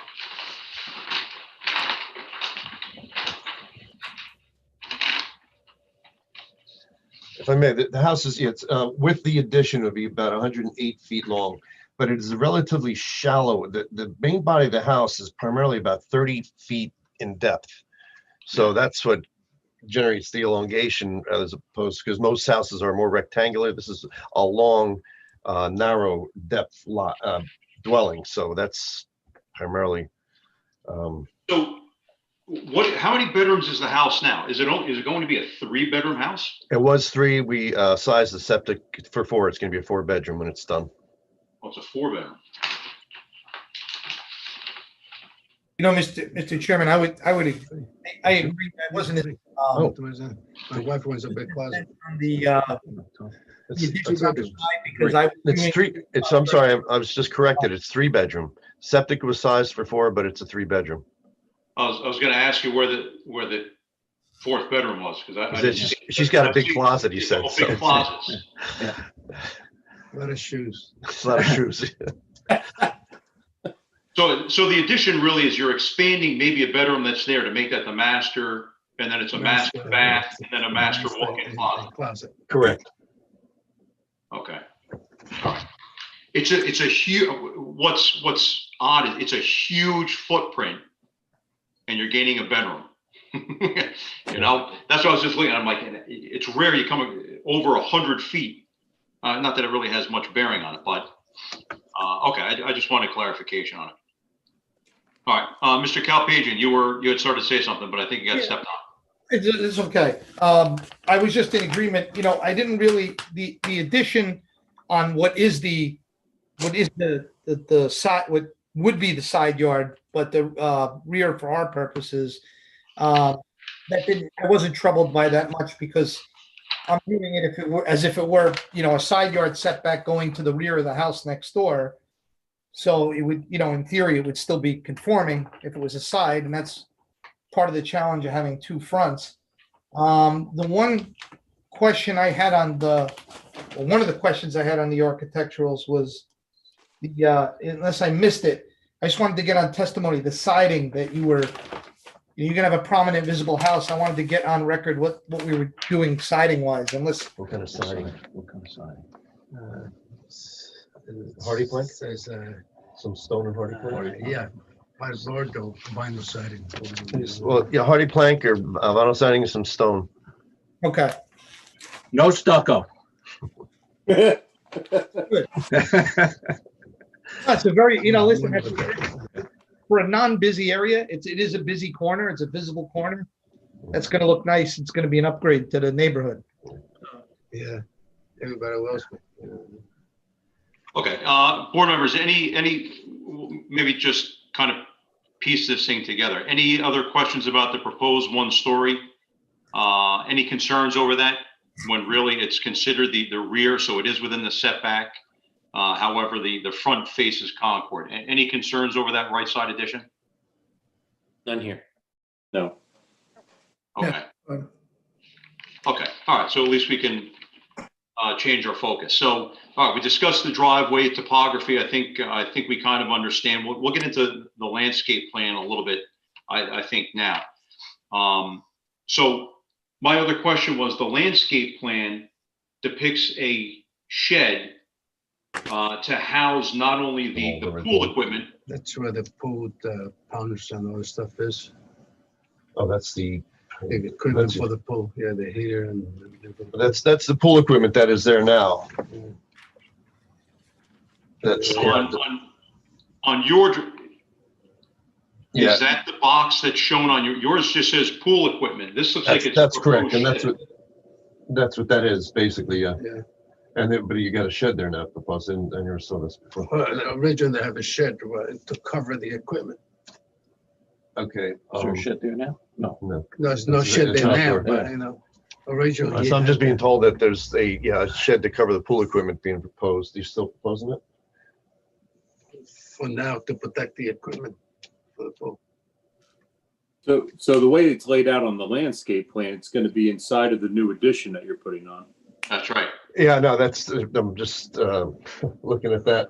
I could move it closer if it needs to be moved. So the landscape plan, just to give everyone a visual, the landscape plan does not reflect the addition. It looks Correct. like this Yep. was perhaps pre-construction, where they just had the proposed, this might have been part of the original plan that was submitted to the town, because it shows proposed covered porch. It's Right. kind of grayed out, but that's what it shows. So, and it doesn't show this proposed addition at all. Correct, and it does show the shed there, but that's about the general location of the existing equipment, but I guess he's intending to replace the pool equipment and close it in a shed, yes? Oh, well, that's going to be another accessory structure. Yeah. You need variance for that. Yeah, so can we do without it? Yeah, it's gonna change the accessory calcs, I don't want to obviously. leave all the equipment that is exposed to the weather and snow. Most of them are. Yeah, it looks like it's wide open. One of the pictures shows the pool equipment completely uncovered. The existing pool equipment, Right. yes, the existing is, yes, right, the existing equipment is not covered. Right. And the equipment hasn't been installed yet. The equipment is just sitting. I Yeah, think just the original equipment is still there, I believe. Okay. then the process of replacing, redoing the pool, so then the process of replacing it. Okay, so, So is this shed going to be 14 feet long, 14 by 10? yeah, it's, I could do it. Again, I started with it. The equipment. yeah, it looks that way, you're right, 14 by 10, I'm just looking at I this. could do whatever. The overhang it The is. decision is. Could you do 6x8? 6x8. You could cut it down to like 6x8. Well, I guess, why don't we start with this? To be conforming, you have to be, what, 15 feet off that rear? Mr. DeGenero, help me out. 10 feet off, 20. 20. If it's going to be 14 by 10, anything more, let's put it this way, anything more than 8 by 10 has to be 8 by 10. 20 feet off that rear line. Mark, he could make it 8 by 10, he said. Well, Yeah. if he makes it 8 by Good 10, and then he could be 6 feet off the line. So that's probably, you're only going to be able to go maximum 80 square feet. Yeah. Because the He pool could do that, filter, that's fine.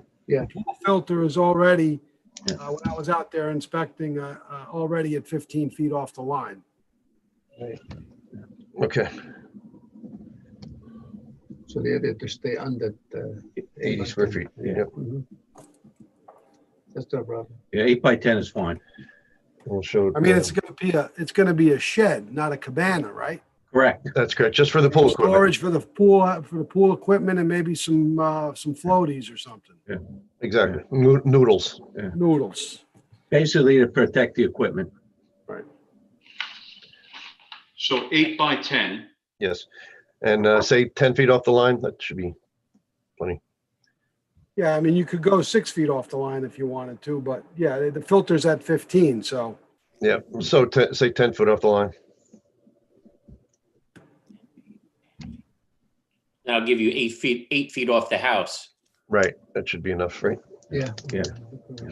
So if you got 28 there, you got 10 foot 28 dimension is inside. going to be between the proposed addition and the property line. That'll be the 10-foot dimension. And then Going 8 parallel to the technical rear line, yeah, so. Right. Mhm.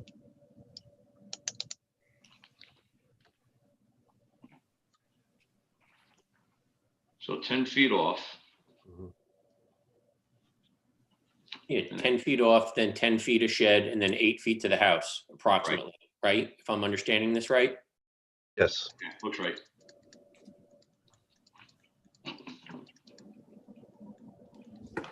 So then that's gonna have a little bit, so 80 square feet, a little Right. bit of an impact for accessory. Correct.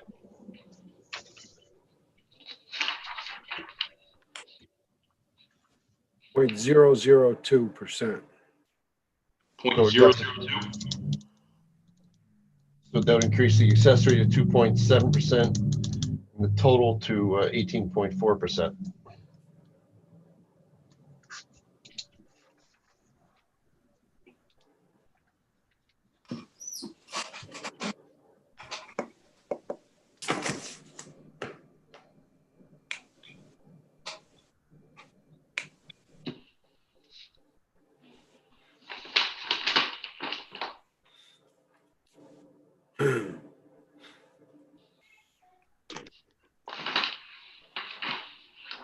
Okay.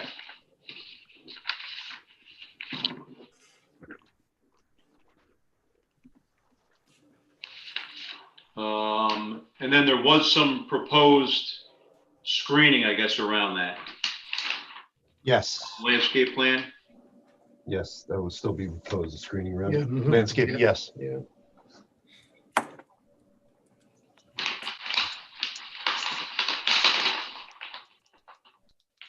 Does he show over here, but already put three giants over here. Is the fence, is the fence installed right now? No. No. No, but there's some green giants that have been put in that location. Mr. Cangelosi just stated. Along that north side. Yes. Along the north side and then coming out from the north Yeah. property line towards the house in the front. Perpendicular to the north side. Right. And then what kind of fence is that going in? Because So of the neighborhood, raw iron fence, yeah. Like an iron fence. Same as in neighborhood. Yeah, same as other fences in the neighborhood.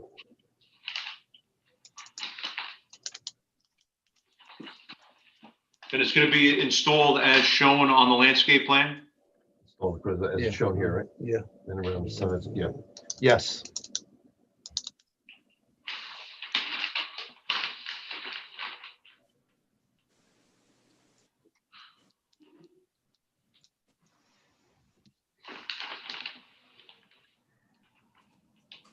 And are you proposing to install all the plantings that are shown on this landscape plan? So Install all the plantings that are shown here. Yeah. Yes. we'll probably move You're probably more than what's shown, Sam.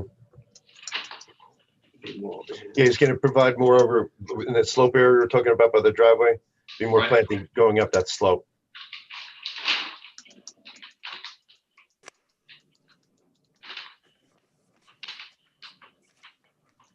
So, Privacy. There's gonna be more screening along the fence that goes from the westerly line to the back of the house to screen from Fairfield Road.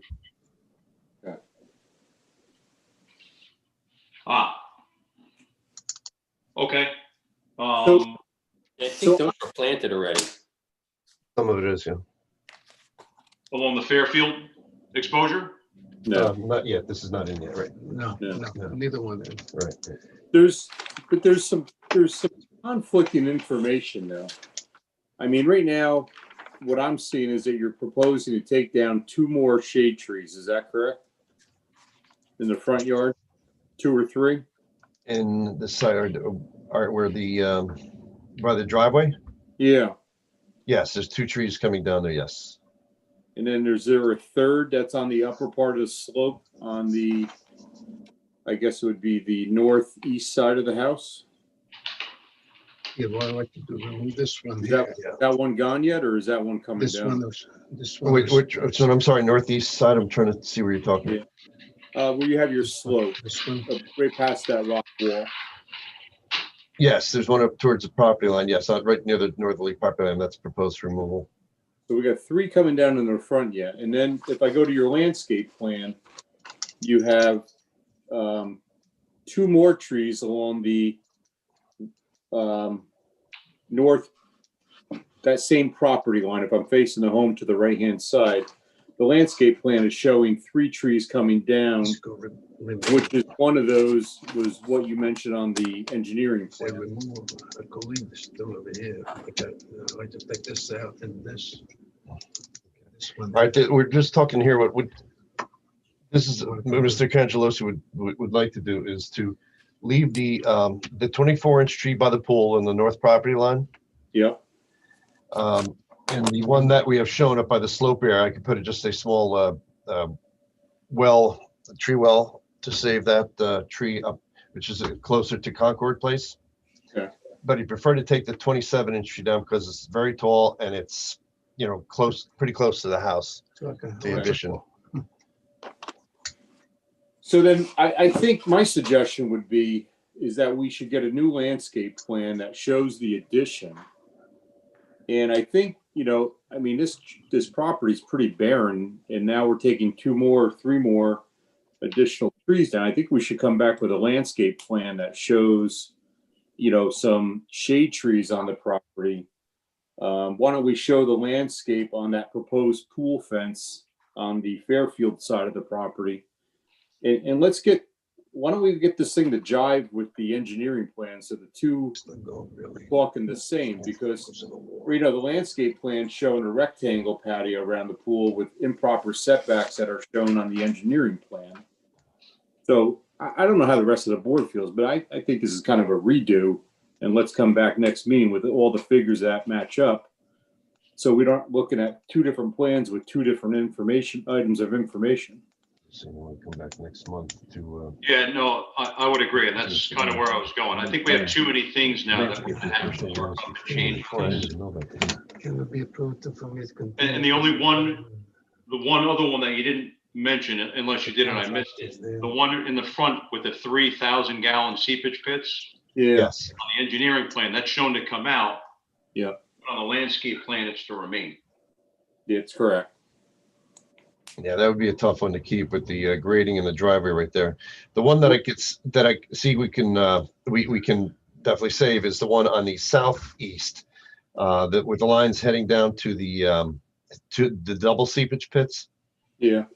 We've got a tree that's right in the middle where the driveway is. I think that's got to go. But then the one that's down closer to Concord Place, I can just shift the seepage pits over and reroute everything to save that tree. That can certainly be saved. Okay. But what about the contour lines, Mr. Weissman? I see, you know, your contour line 96 seems like you're going to be building up against that trunk of the tree. Yeah, that 96 can come out, and then I could tie the 94 to 94 well before it gets to the tree.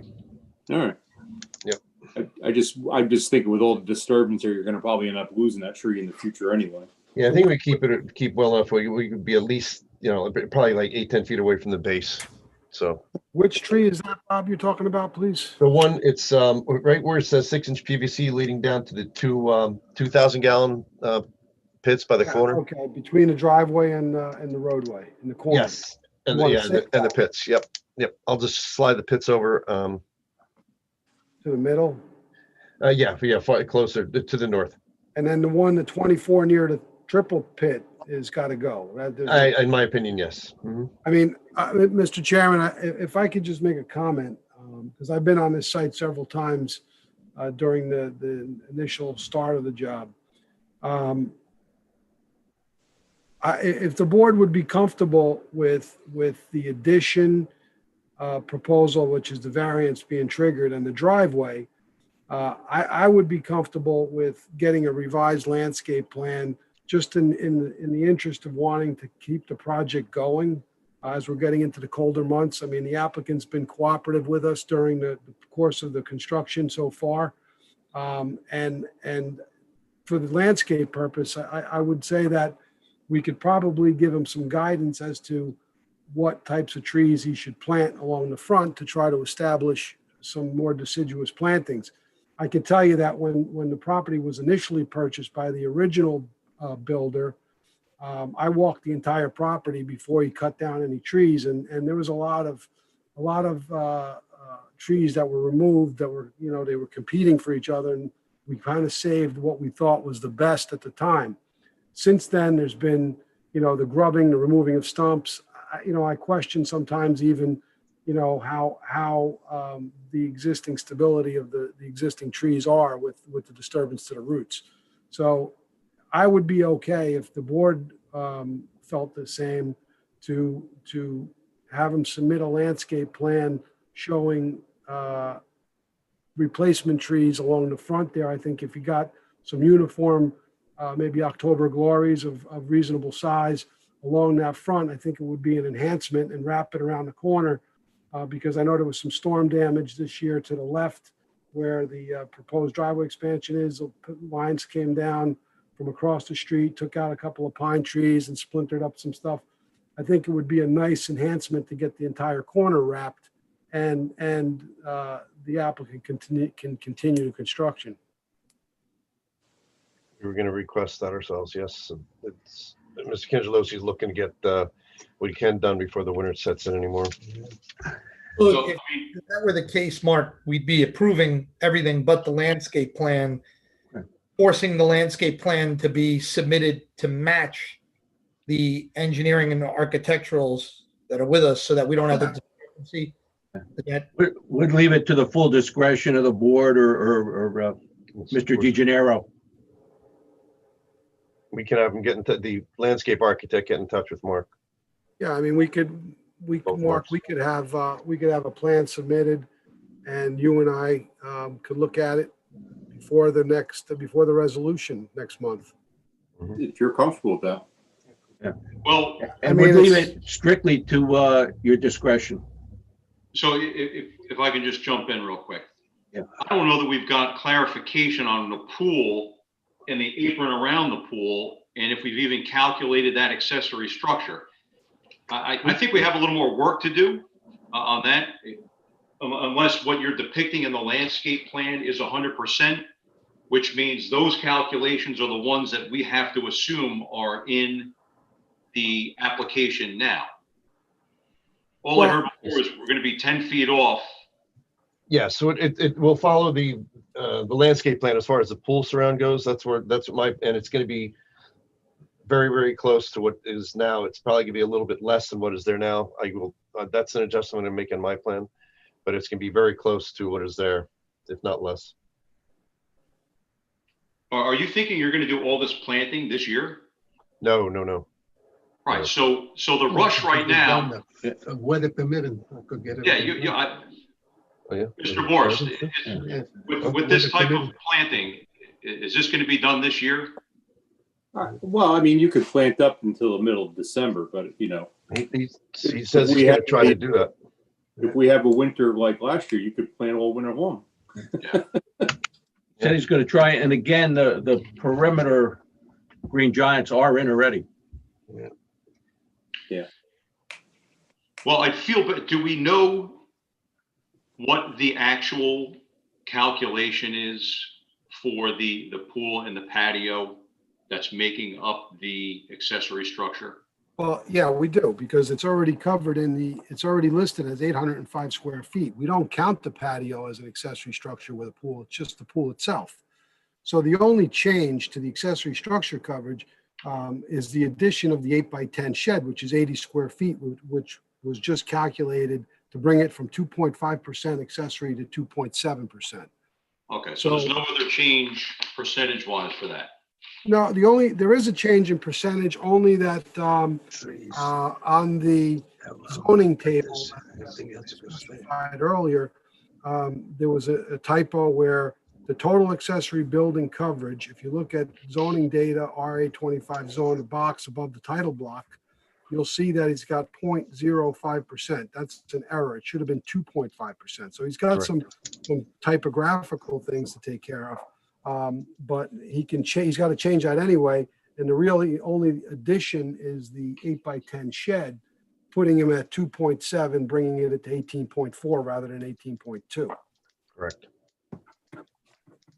That's the only deviation of my I'm plan. perfectly fine with that. Okay. And then the AC units, are these going to be up on an elevated? AC units are down on grade. 8 feet. The air conditioning. Air units, conditioning right? down on grade. Yeah, that's great. Yeah. They're down on grade. So they're at grade. I'm just trying to compare between the engineering drawing and the landscape plan. So you're gonna have the new fence that comes across.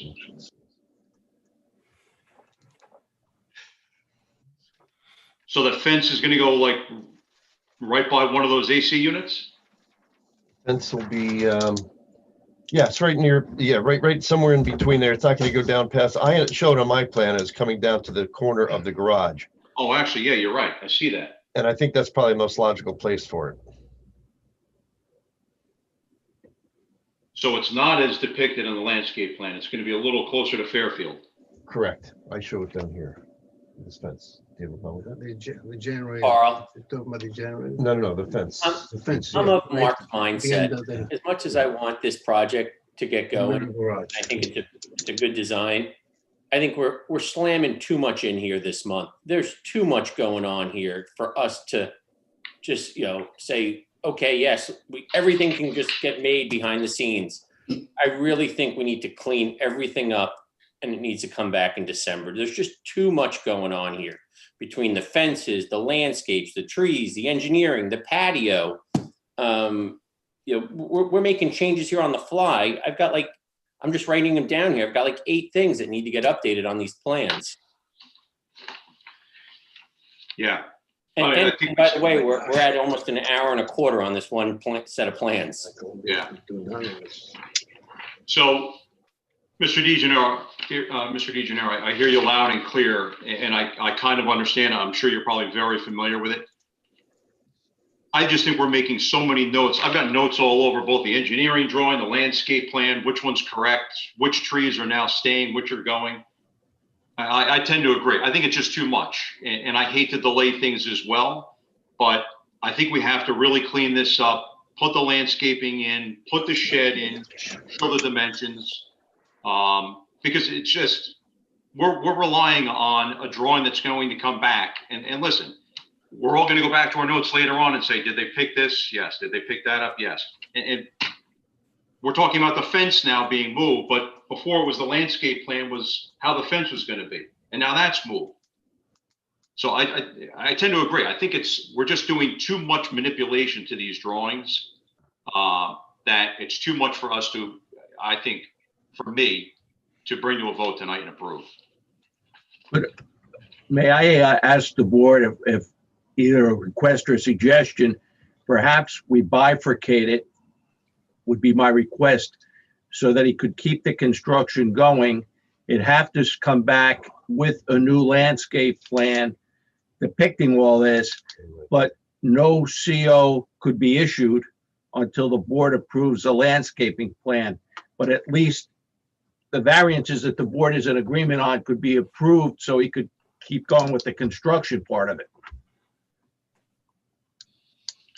So to do that, some of the non-conformances that are on here, we would not be necessarily agreeing to because they're going to change on the revised plan. Correct.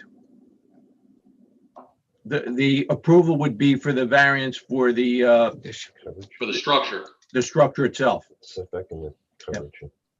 But, Mr. Chairman, just a question, though. Mr. Kalpagian raised this, and I think the applicant agreed to it. The plans show that the structure's being stuccoed, I guess? No, Not stuccoed? no. Already with stone. No, hardy plank and stone. Hardy plank and stone they're gonna use, but there was nothing on the plan. It says, Yeah, no, that, I said jokingly, no stucco. Right, that's correct. but that's what the plan says, though. I'm looking at one. New 3-coat stucco over wire lath. There will not be any stucco. No, but I'm just saying what the plan Yeah, says. I know. Here's the other problem too. I've just, to your point, to Mr. Rubenacker and Chairman's point, there's a couple, I'm sitting here taking notes too, shed reduced to 8 by 10. And then I'm even not thrilled with the movement of the generator closer to Fairfield from the back. That's a very open area. And then when the generator does have to kick on, that's going to be a lot of noise going through those 4 or 5 houses in that neighborhood. So I even have, there's a lot, I know it's little housekeeping issues on the plans, but even if we eliminate the landscape plan, there's things that need to be tightened up on the plan as you have presented. Unless nobody else has a problem with the generator. If it's screened, I personally don't have an issue with it, but, I think screening's the key thing on. And that could come in with the landscape plan. Right. So, I mean, and that's where the problem lies.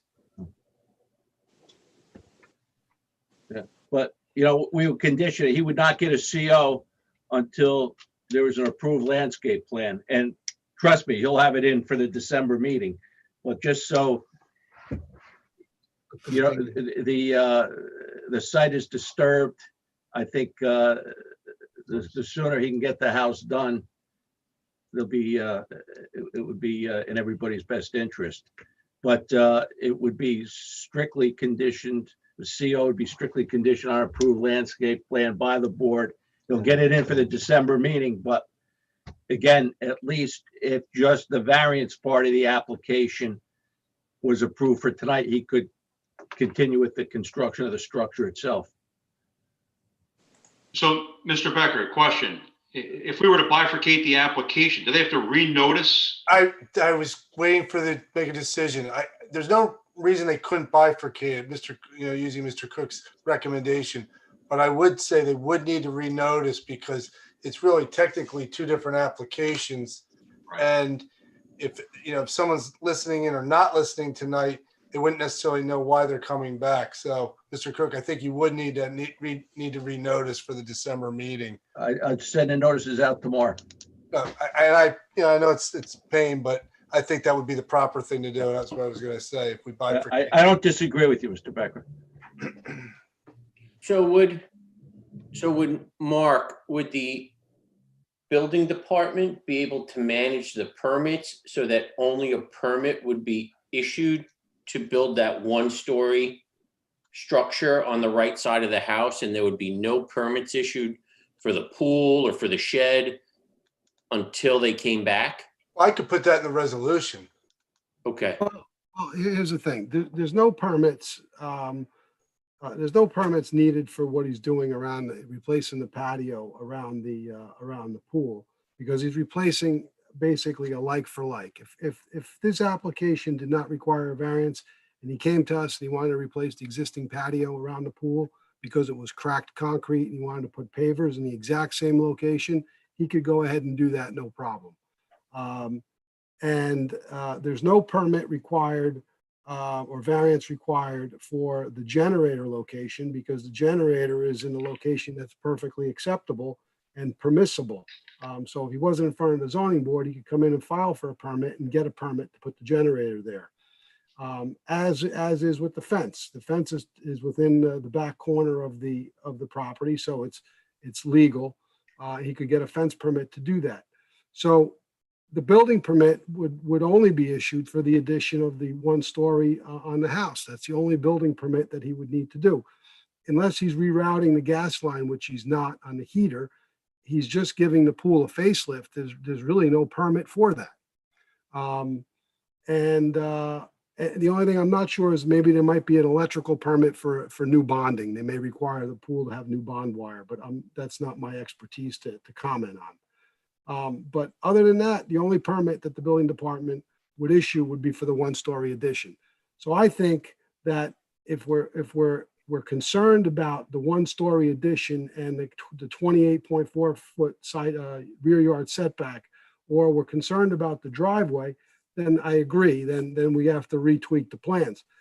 I don't know. I don't think that we're going to benefit anything. Nobody's going to benefit by prolonging the application for a landscape plan. I think we've done it before. We've worked together and got it resolved. If the board is comfortable with the tree removals, they propose to save a tree, I think we can work through it. I don't see the benefit to both the applicant or the township in delaying this. My opinion. I would typically agree with you. When it's a couple things here and there, I totally understand, and I'm all for pushing it through. I am not opposed to bifurcating the application just for the sake of allowing them to move forward with construction should the application be approved. But Mark, there are way too many changes that we have to see on this. I'm still not clear 100%. I think there are other trees shown on here that are shown to be removed but don't show on the landscape plan and vice versa. And you know what? I really don't know how much more time I want to spend on the application to try to pick that out, because it really should have been kind of cleaned up. So I'll ask, first of all, I'm going to open it up to the public in case anyone did hang in there and they have any comments. But then I do want to move forward with getting some feedback from the board about bifurcating the application. And as Mr. Cook said, it would be subject to a CO would not be able to be issued until the landscape plan was finalized and approved. And I think that's the way we could probably do it moving forward. So I guess that being said, we've beaten this up enough. Board, I'll open it up to you first if you have any comments before I open it up to the public. My only recommendation would be the cleaned up landscape plan. And I'd like to see 5 shade trees of a minimum of 3.5 inch caliper on the site. Put them wherever you wish. I think that would be sufficient for how much has been taken down. But I got a comment in the form of a question. If we're bifurcating the application, are we basically approving the plans? Like, are we putting a resolution together that states the shed, you know, as the plans as submitted, but not the landscape plan with the shed at 8 by 10 and the siding on the plan to reflect, you know, stone and hardy plank versus the what they have on the plans currently. Yeah, I just want to be clear on that, so that way I could say whether I'm comfortable going in one direction versus the other. You know what I mean? Well, I personally think it would be house only, right? I mean, nothing else, no shed, no pool equipment, house only. Well, then you got to adjust. Yeah, you have to adjust the siding, I guess. Right, that would be a condition as to what was represented as this site, no stucco. That answers my question. I got it. Never mind. But I think from what I'm hearing, but correct me if I'm wrong, it's bifurcated. We'll give the approvals for the rear, we're calling the rear addition, the coverage as well as the setback for the rear addition is what they're asking for tonight. Correct, The shed would be part of the landscape plan coming back. correct. And we acknowledge I'll be revising the plot plan to match the. Right, with the revised Side with engineering plan. Yes. Right. Landscape plan will match the engineering plan. Right. Vice versa. Just a point though, do we set a dangerous precedent to go down this path? I mean, we've never really done this. I mean, we've had people chase them back to make sure that the aprobates were the right size and scale before it was approved. And again, I don't want to hold up the applicant. Again, we're in some real, Yeah. we want to get this all done, but are we in an area where we're setting a dangerous precedent? Because again, as we all know, every case is based on its own merits and based on a fact base, but do we open ourselves up? I mean, I do, yeah. in the last 5 years, Mr. Hubert, you're right. We've never done it this way. We can't, all I'm saying is we can do it this way.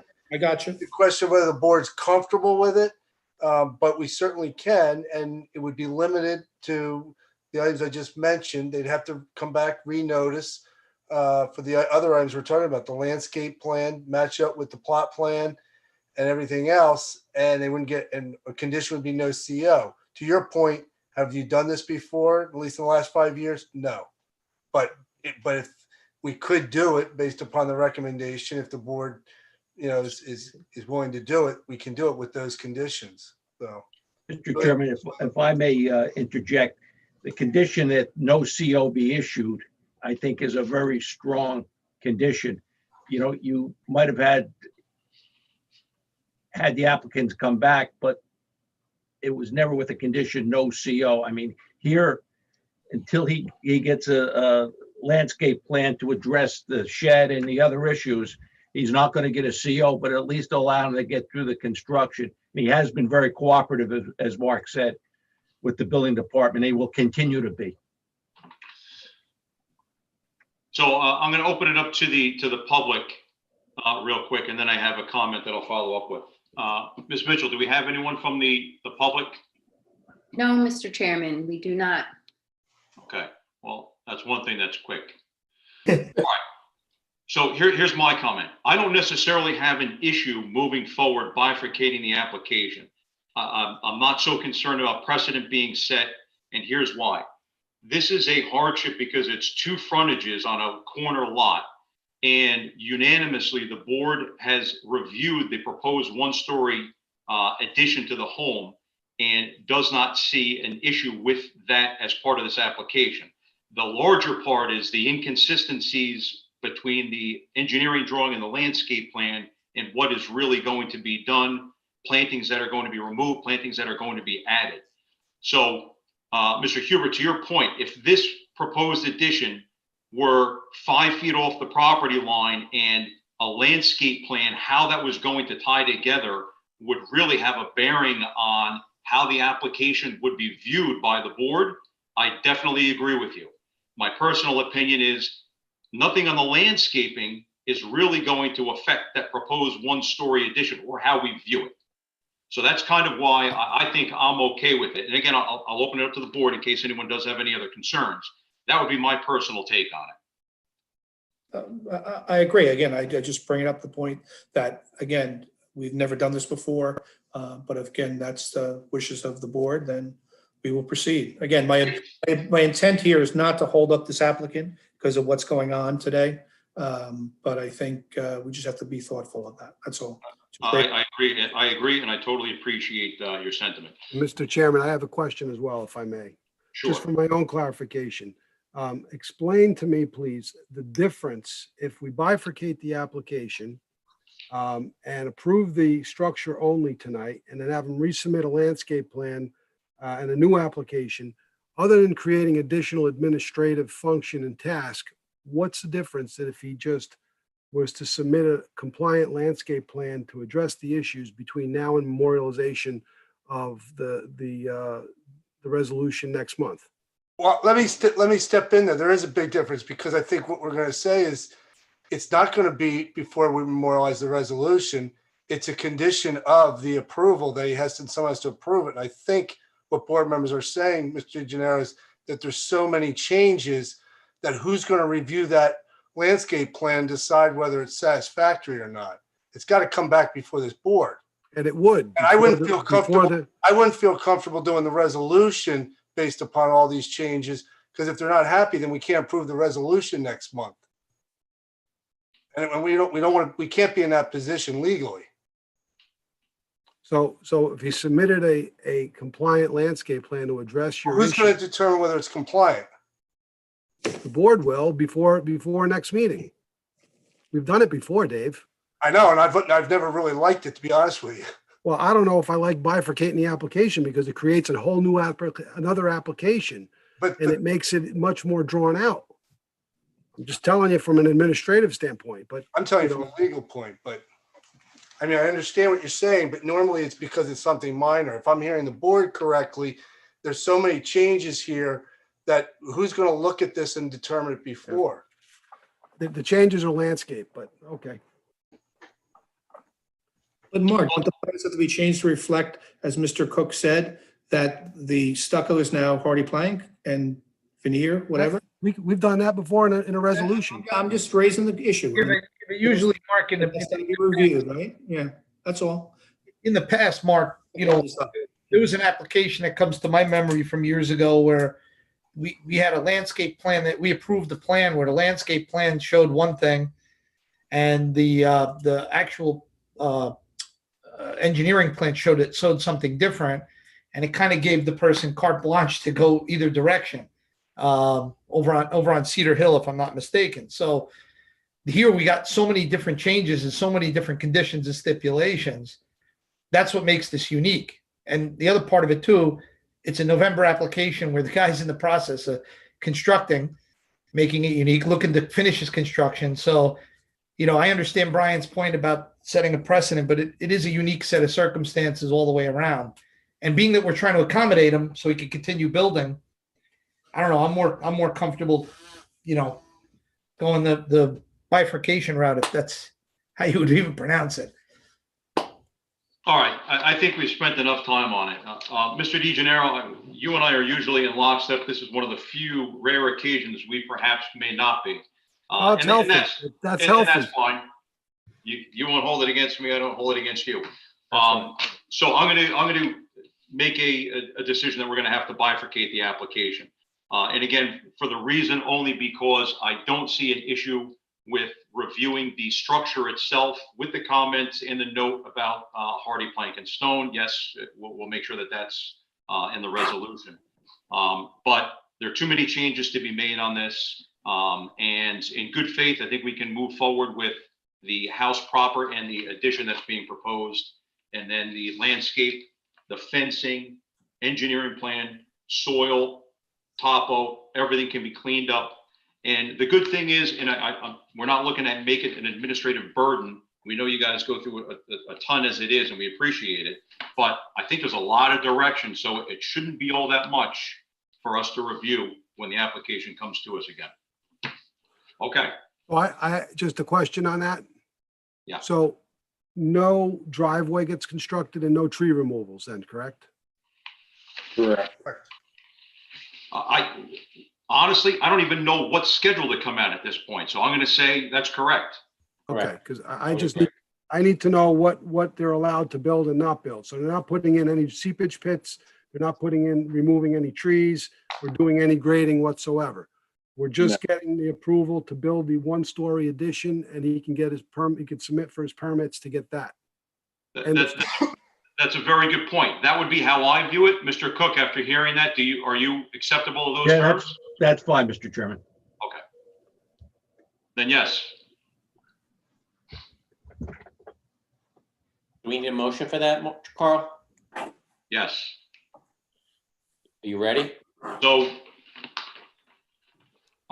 yeah, Mr. Rubenecker, if you would, please. Sure. I'll try and piece this together. Good luck. I'll make a motion to bifurcate the application for 535 Concord Place, Block 311, Lot 3, to allow the homeowner or the resident to proceed as proposed for the proposed one-story addition to be 28.4 off of the rear yard setback where 40 feet is required, with the one stipulation that the architecturals are amended to be noted in the resolution that all siding will be either stone or hardy plank. All other construction will not proceed until the applicant returns to the zoning board, as well as no certificate of occupancy will or can be issued.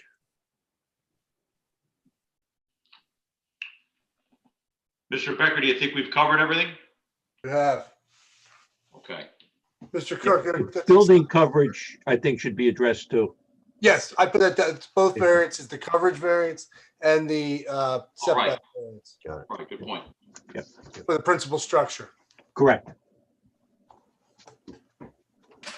Okay, we have a motion to bifurcate and approve the application per the language mentioned by Mr. Rubenecker. Do I have a second? I'll second. Mr. Kalpagian? Yes, sir. All right, Ms. Mitchell? Mr. Tanis, Yes. Mr. Kalpagian, Yes. Mr. Hubert, Yes. Ms. Evans, Yes. Mr. Christ, Yes. Ms. Riato, Yes. Mr. Rubenacker, Yes. Mr. Borst, Yes. Chairman Fry. Yes. Ladies and gentlemen, thank you for your consideration and your understanding. Okay, absolutely. Thank you for your time. Hold on one second there. I got to talk to the professionals. We have to get a revised plan, Bob. Yes.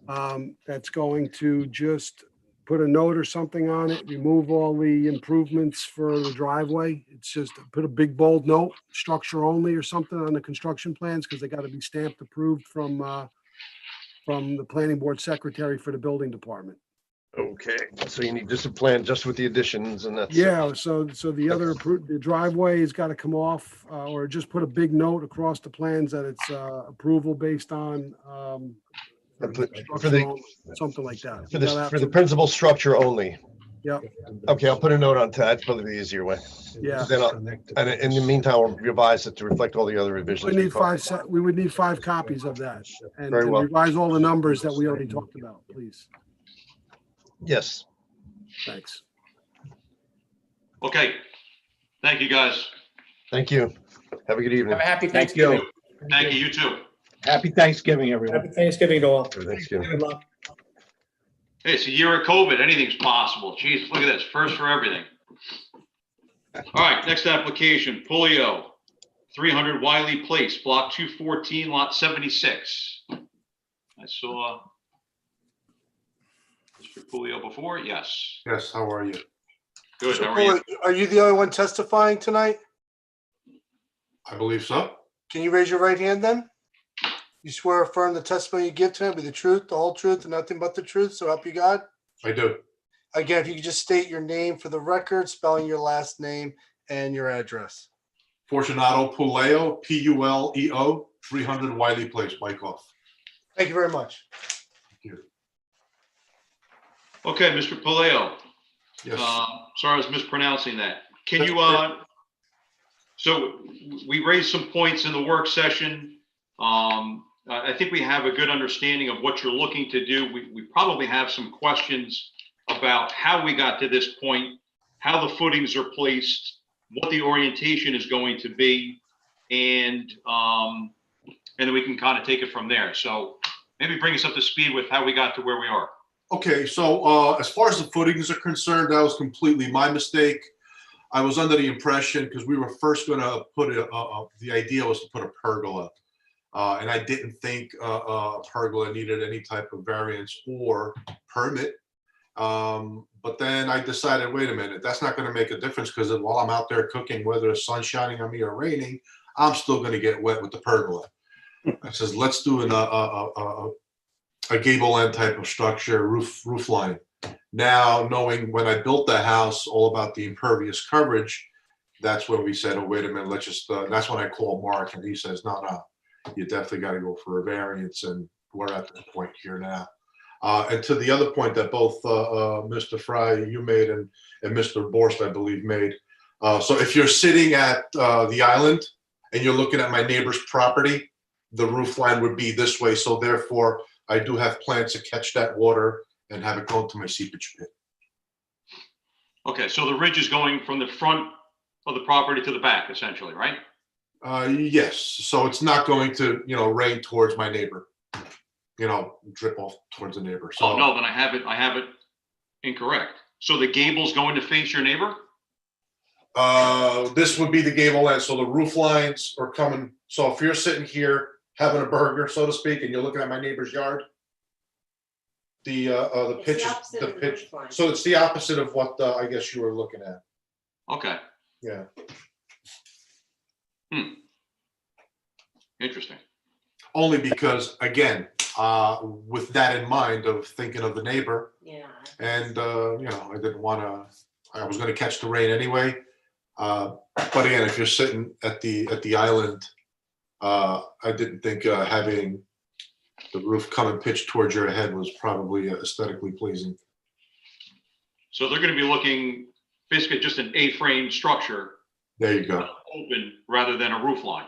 Yes, so it's an 8-frame gable end, not a hip roof. Right, yeah, okay. Okay. And did you say you approached Mr. DeGennaro with it, and it wasn't that someone stopped you first? No. Being that we built the house here in town, I GC'd it myself back when we bought into Wyckoff, and learning a lot about the language. And by the way, thank you guys for tonight. I learned a new word, bifurcate. Me too. Can't wait to use it tomorrow. Anyway, again, I got ahead of myself. I went ahead and had the footings put in, thinking I'm going to put a pergola. And I was going with the thought process of the impervious coverage. And then when we changed our idea in our mind to do the whole roof instead of a pergola, I go, wait a minute, we better, so I was kind of chastised a little bit when they saw the footings already there. Okay. And then real quick, so the footings kind of throw you off because one of the footings is like right in the middle of the countertop. And it's going to be a gable for the people that are sitting there.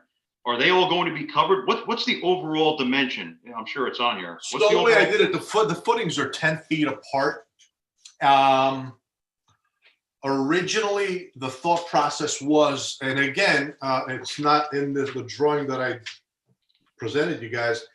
If you wanted to approve a little cantilever over the sitting area, I'll build it that way. If not, I'll build it the way it is. So yeah, you're right. But Mr. Fry, to be honest with you, I'm more concerned with the sun beating on me and not the rain. Yeah, I told you, it's all about the cook. It's, what's the dimension outside roof line, outside to outside? The way it is now, 12 by 12 will be the roof line. It's 12 by 12. Yeah. It'll basically cantilever 1 foot around. Okay. All right, so 12 by 12, it's open framing. Board, any questions? I think we had a question, somebody had a question maybe about, I guess it was the footings. That was the big question we had. Yeah. That was the only question I had. And it's been I'm answered. sorry, the footings are 10 by 10? Yeah. Thank you. So it'll be basically a 2-foot overhang on all 4 sides over where the footings are. 1 foot. 1 foot each side. Or 1 foot, 1 foot. Yeah. Gotcha. Sorry. Thank you. Sorry, I just had to think through that. All right, anybody else, any questions? Nope. I get one question. Where do you see 12 by 12? I just heard it in testimony. Sorry. It's handwritten on the survey. It says 12 by 12 roof. Oh, there it is. I got you. So that the roof is 12 by 12. Got it. Okay. Right. Thank you. Yep. Mr. Palaio, are you planning to bring any electricity to this structure? Are you going to have fans, lighting, or any kind of music on this structure? We already have electric. We had when we built the outdoor barbecue island. That's already been permitted. Are you going to have any electrical though on the structure? Like, are you going to have any floodlights on, the gable ends or anything like that? That's going to potentially shine into neighbors' yards or any. No, if I were to do something, because I have outlets, I'd probably do a string of lights that you can buy at Home Depot or something like that. But okay, all right, thank you. You're welcome. Good question. All right, anything else? All right, Ms. Mitchell, do we have anyone from the public? We do not. Okay, so we will close public comment for the Palaio application, 300 Wiley Place. Okay, I think it's pretty cut and dry what Mr. Palaio is looking to do. But just to, again, get it on record. So we're looking at, it's a 12 by 12 roof, and that measurement 10 foot off the property line is to the roof, yes, right? yes. Okay, so that's the closest point, so 12 feet. And that's what's shown.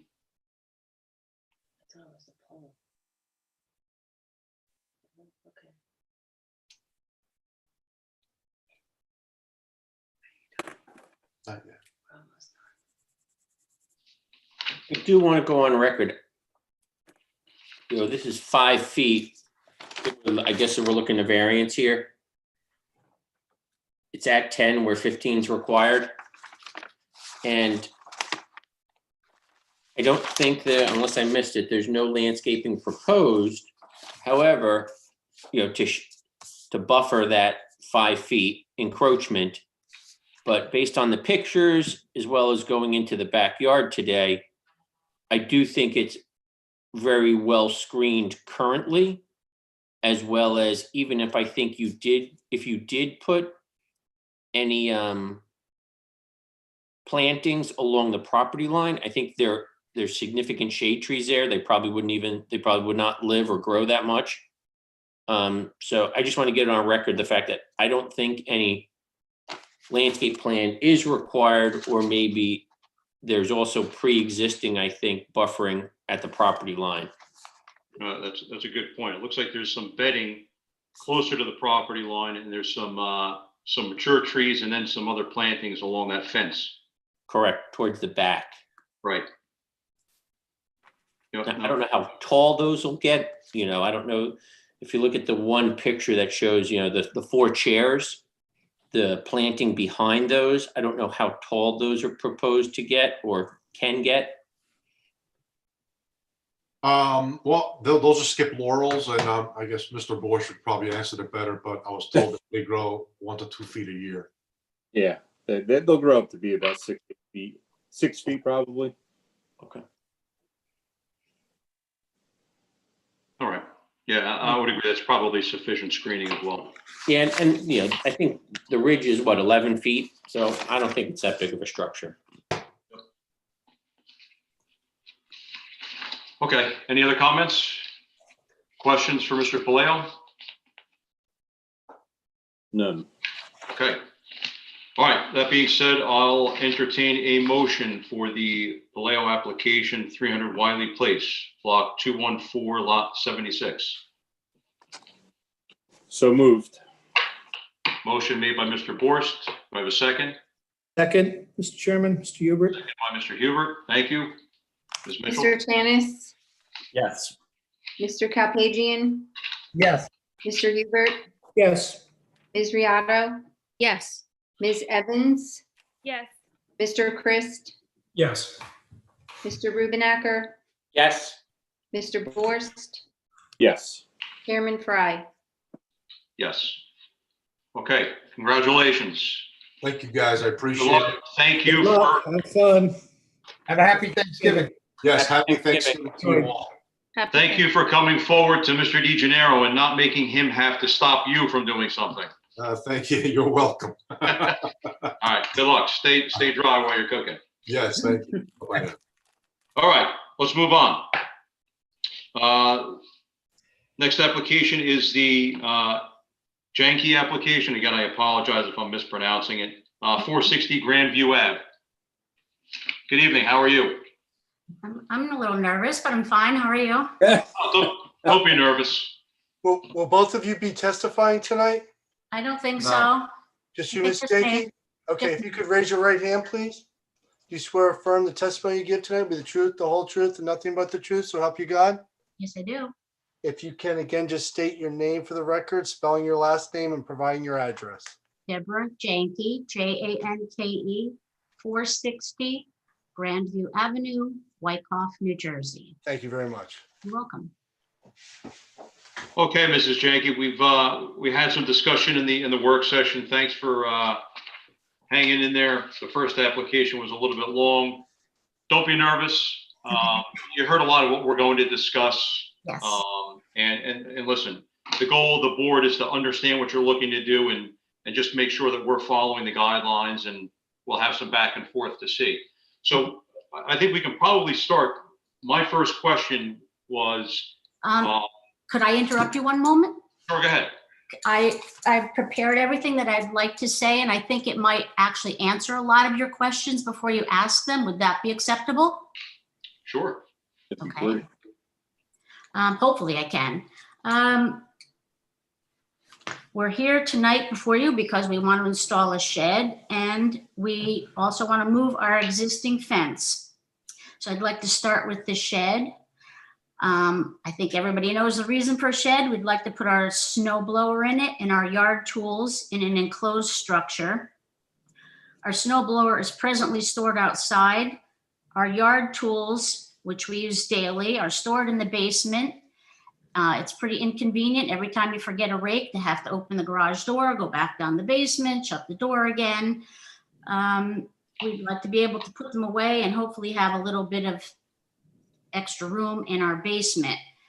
The reason we picked that location for the shed is because we have a walkway there already, so we can access going down to the shed and then be able to bring the snow blower up, because our driveway is on that side of our property, to be able to snow blow the driveway and the sidewalk. It's also a low part of our property there. So while you thought the shed sounded large, 10 by 20, the height, I think we're thinking 10 feet in height. It's going to be the pitched roof like this. So the 10 feet would be at the top part. It actually would not stick up that high because our property slopes down there, and it will be landscaped around it. And then I would like to address the reason for the fence. And believe me, I would love to save the expense of having to move this fence, but right now it has become unbearable and unsafe on our own property out there because, as you may have noticed, everyone thinks it's town property or a park, and they use it more than we do. When we first moved in, that side of our property was overgrown with weeds and only a 20-foot strip around it was being mowed. It was suggested to us by the builder that we keep it natural, meaning just, let it grow, whatever is growing there, and leave it, other than the 20-foot section around that was being mowed. I didn't like that look at all. I like things neat and tidy. I think it's pretty evident looking at our property that that's the way I like it. We tamed the weeds. Now we have a nice lawn. We have concrete benches from our previous home there, and they're placed around a tree in the center of the lot. So the problem now is that we made it too nice and people think it's a park. We have people picnicking, exercising, sleeping, dog walking. With the Greek festival, they were, bringing their food, eating out on our benches. Most of the time, it really wasn't an issue. I would have preferred people weren't there and it wasn't an issue. But with COVID and everything now, and having to pick up garbage that I have to go out there with gloves to pick it up because it's been in people's mouths or whatever, we just don't think it's fair that we're exposed to this additional stuff anymore. We've had neighbors and their contractors and their landscapers place debris on our property. I actually call it the Deep Brook dumping ground. You have photos in your packet there showing the most recent stuff that was dumped on our property by a contractor working on our next door neighbor's house. During the start of COVID, March through May, when all the parks were closed, we had an abundance of people out there. I told you debris left there and everything. It's an increased risk to us. But the one instance that really put me over the edge and made us decide to try and protect ourselves and take over our property is the day that I looked outside, because I'm outside working every day doing something out there. There was a couple out there and the female was buzz cutting the man's beard and hair on our benches. I really found that to be one of the most disgusting things that someone could do on someone else's private property. We had a man call us, actually. He didn't knock on the door. And he said, I noticed that you have some wrought iron fencing out there near your interior fence. Can I borrow it for Halloween decorating? Now, that's over 100 feet in from the street. So this person would have had to come up and look up by our fence at this particular piece, which, by the way, happens to be from my dad's gravesite that he wanted to use for his Halloween decoration. We had a neighbor on Ravine stop by one day and say, you know, I really think you ought to move that fence there and bring it out to the edge of your property because it would look better. Moving the fence will allow Mike and I and our landscapers easier access to that side of our property. Right now, we have to walk around the corner, which, you know, isn't bad, but, you know, it's our property. We like to be able to use it like everyone else utilizes their property. We have people cutting across that portion of our property, coming out onto our driveway as a shortcut. We had a woman training her German Shepherd out there and then walking the dog up our driveway. I can't go out and ask someone with a German Shepherd to please leave our property because I don't know if the dog is going to attack me protecting her or not. I have been called the B word numerous times when I've asked people to please leave our property. There is such a sense of entitlement and disrespect to our property.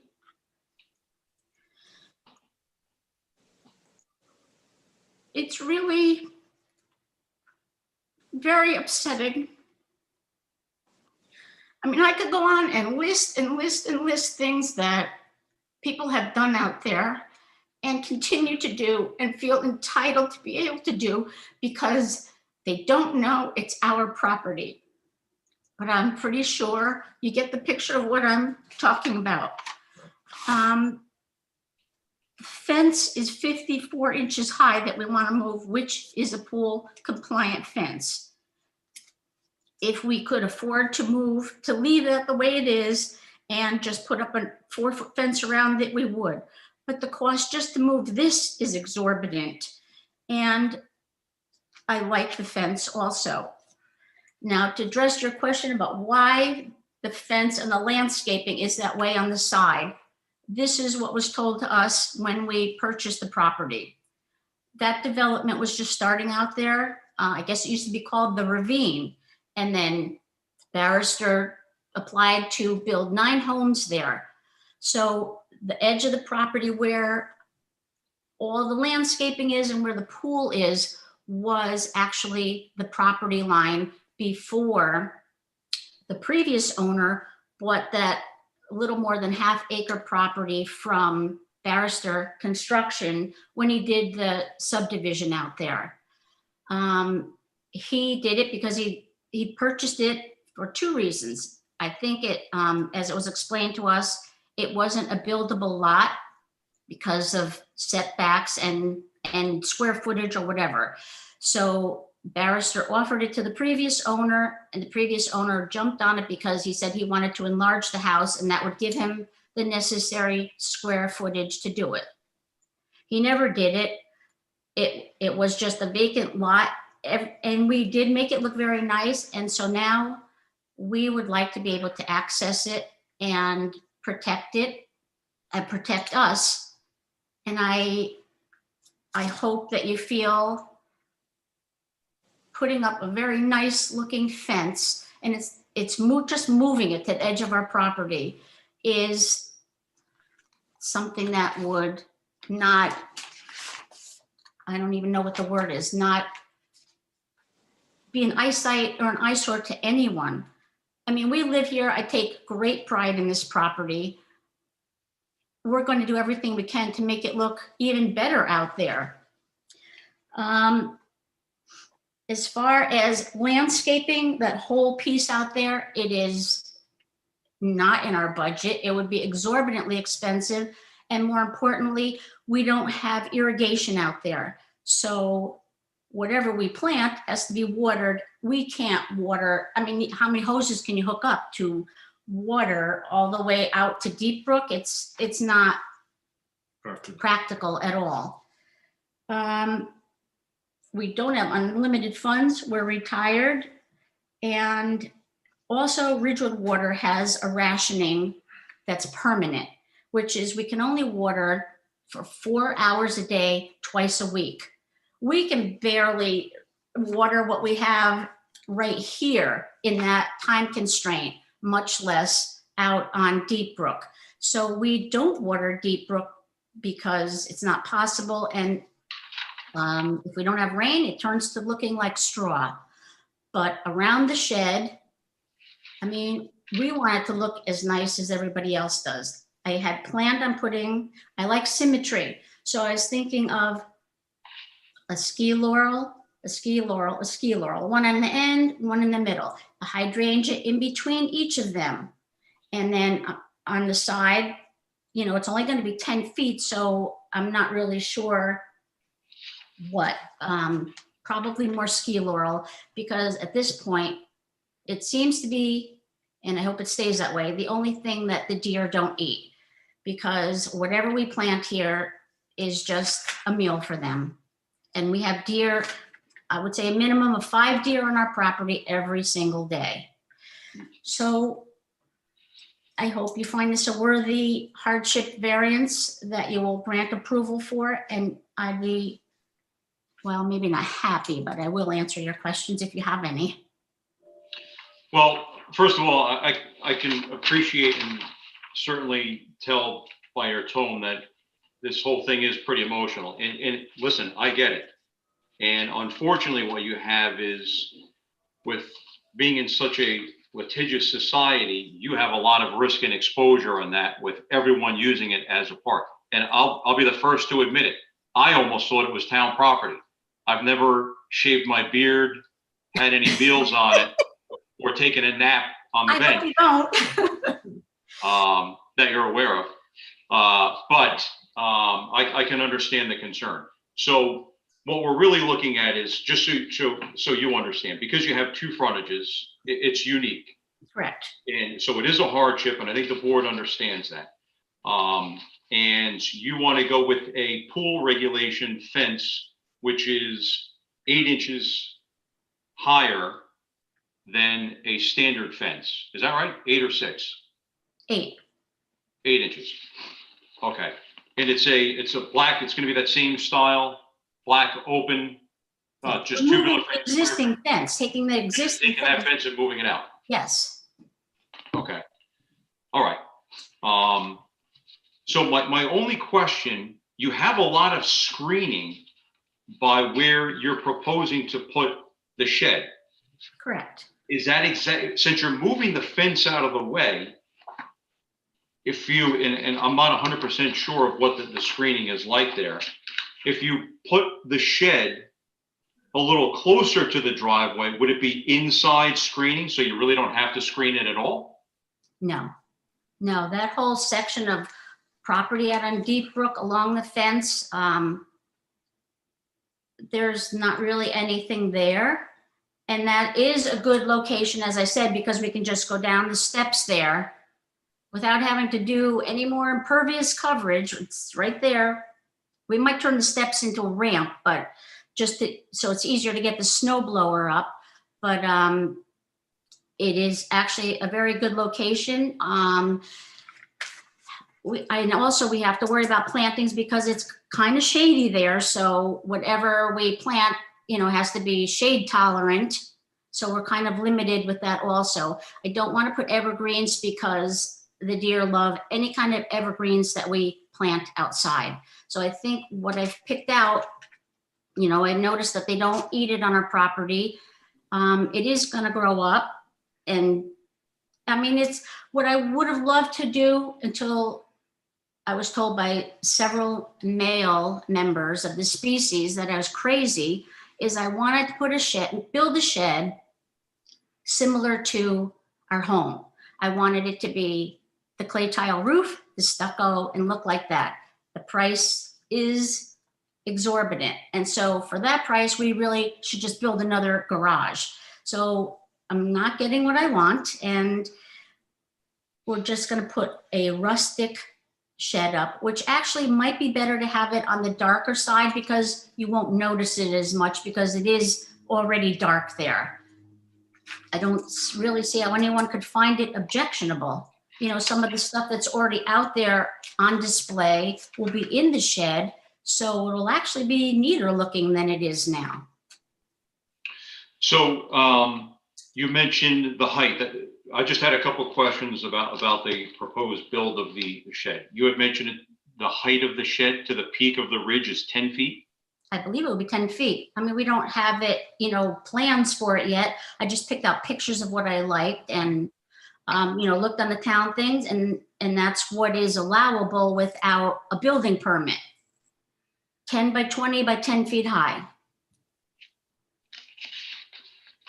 Mrs. Jenke, will the entrance to the shed be towards the house or towards Deep Brook Road? Towards our house. Okay. Because again, we're just gonna go down the steps, open the doors.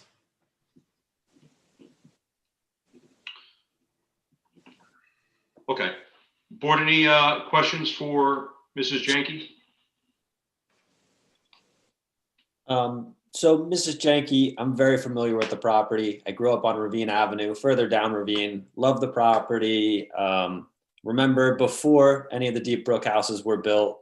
And I totally understand what you're saying, where you think people think it's a park, because there was much talk of trying to make a park there and preserve some of that land.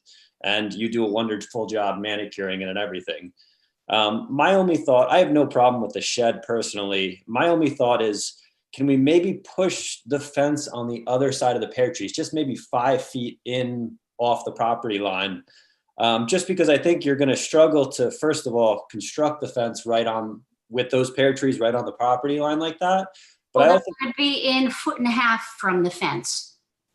yeah, I understand. But I think maybe if you went on the other side of the pear trees, it would just give a nicer aesthetic from the street, especially if you're not planning to plant any other kind of screening or anything like that. I don't think the fence is going to look bad, but I just think having the pear trees lining the street, it would still give you a huge property. But just stepping it back might be even easier to put the fence up. And it's less likely that you could damage the roots of those trees when you're putting the fence in. With all due respect, I do like the way that we have it proposed now. I like having the trees inside the fence because we maintain them. We won't have people having their dogs pee on them like they do now. I have to go out there spreading mulch. I honestly, I love dogs, but I don't love dog pee on our property. I don't like poop scooping. If they're inside the fence, I can spread mulch, I can pull weeds without having to worry about what was down there before I'm on my hands and knees with my face down near the ground. And I didn't say we would never landscape or add stuff out there, but take into consideration the cost of this application, the cost of moving the fence, the cost of the shed, the cost of putting landscaping around the shed. I have to say that probably the last piece of the puzzle would be adding landscaping along the fence. And, I'm thinking tall grasses here and there, but to line the whole thing, wow, I maybe in phases, but not to begin with. I just don't think we could afford it. Yeah, I fully understand and I agree. I don't think you need landscaping on that whole thing. I just think you might get a slightly softer aesthetic from the street side. And again, I know you want to enjoy as much of your property as possible. And it's just one opinion of the board, but I think it would just look a little bit nicer moved in a little bit. That's just, again, one opinion on the board. Right. But I totally understand what you're saying. Thank you. And with all due respect, I don't mean to be harsh, but we live here and I like it that way. So thank you. Mrs. Jenke, one question, please. How did you establish the location of the pear trees with respect to your property line? I measured them Can you tell me how you did that? from the curb in with a tape measure. I measured where this to the edge of the tree, not the center of the tree. Yeah, no, I'm just trying to, so what dimension did you use? Because there's no dimensions on the survey. I'm not sure what you mean about dimensions. So what did you measure from the curb? What distance did you measure from the curb? And I'll tell you why I'm asking the question. Okay. Because I don't know how you locate or know exactly that those trees are on your property or in the public right of way. So I'm trying to establish how you came to determine that the trees are actually on your property and not within the public right of way.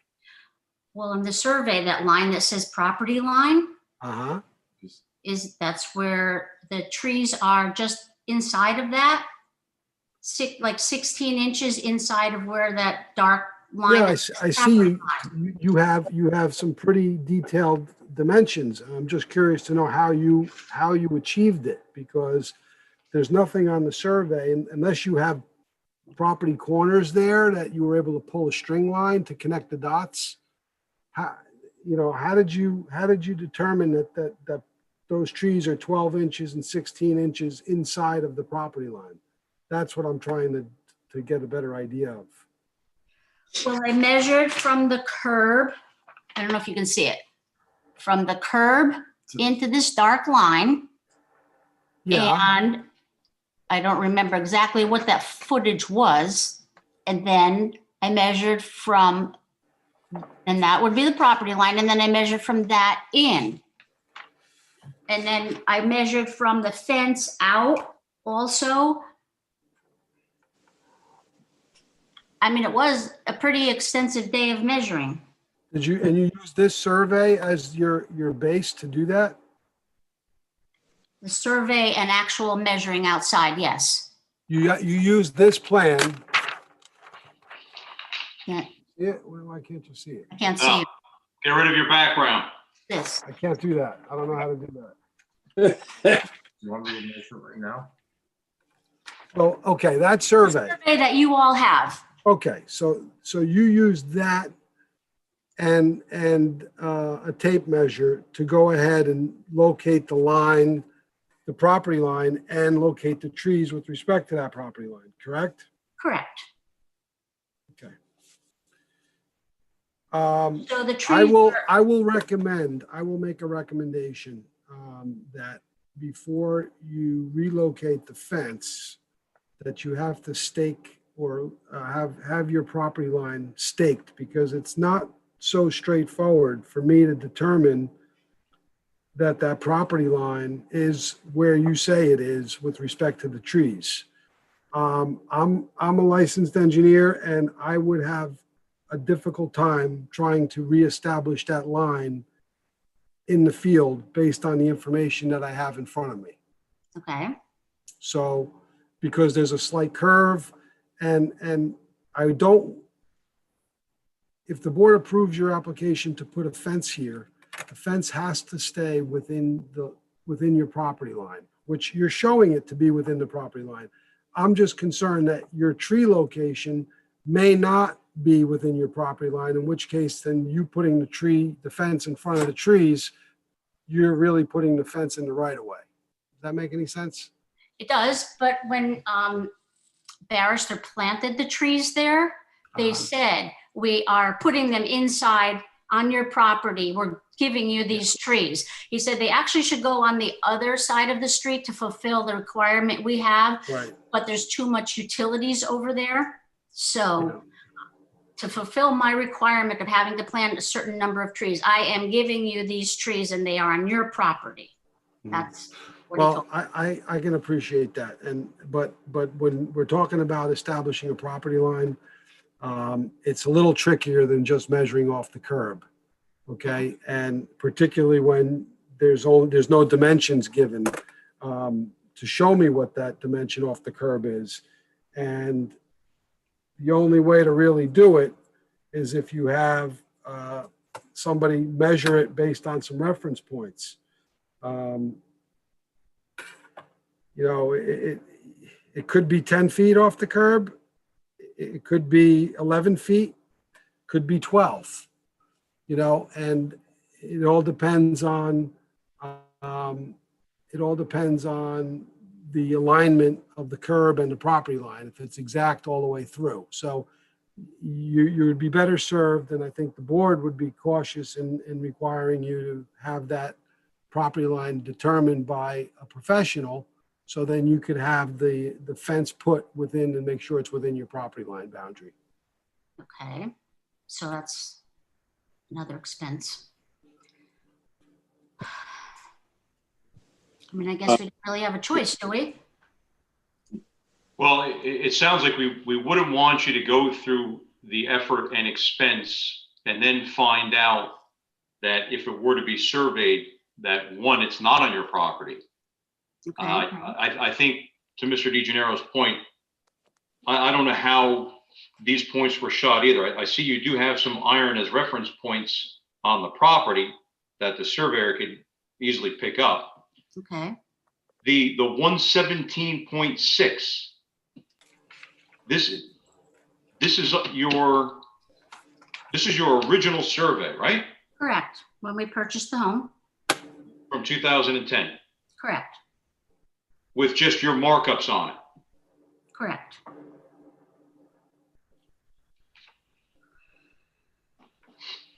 And you put in the pear tree and the location of the pear trees, right?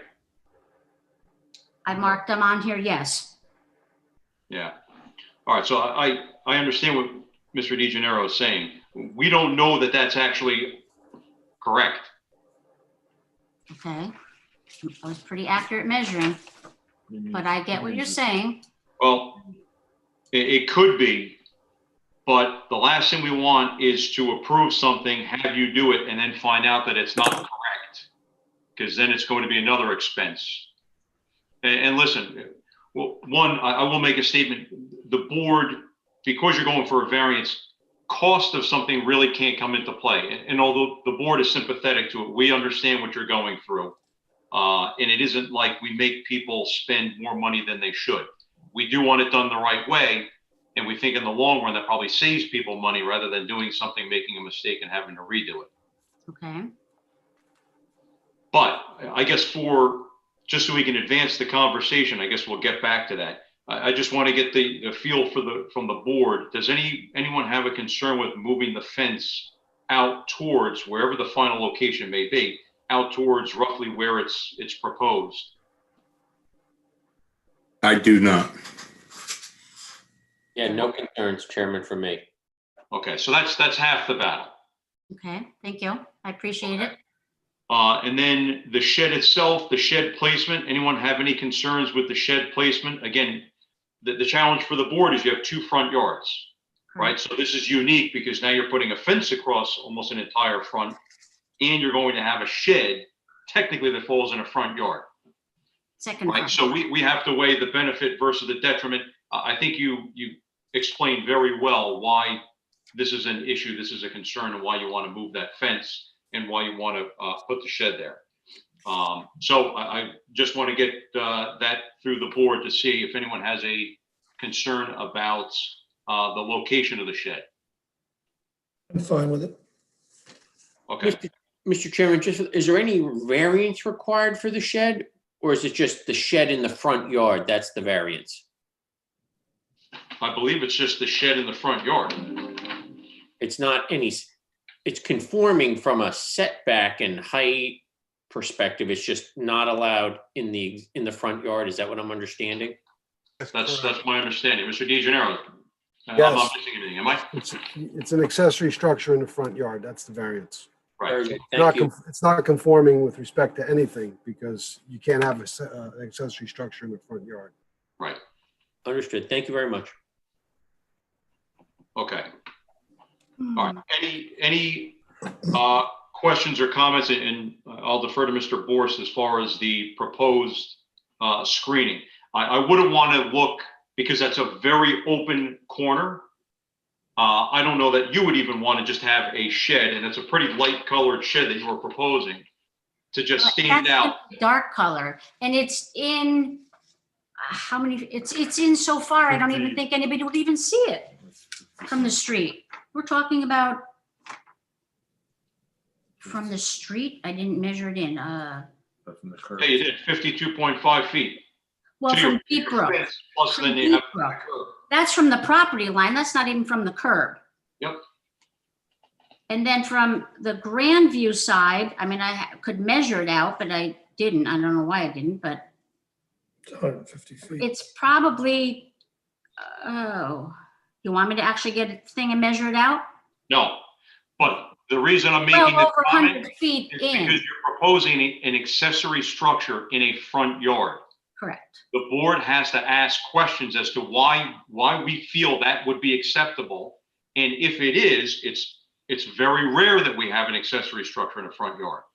So then there are certain things that the board can consider, like screening. Okay, well, that soften the fact that it's in a front yard and it's exposed. That's why I'm asking the question. Okay, I appreciate it.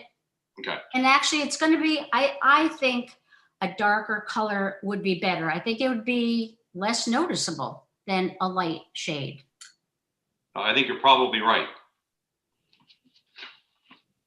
So we don't have any details on the color. Let me see if I can.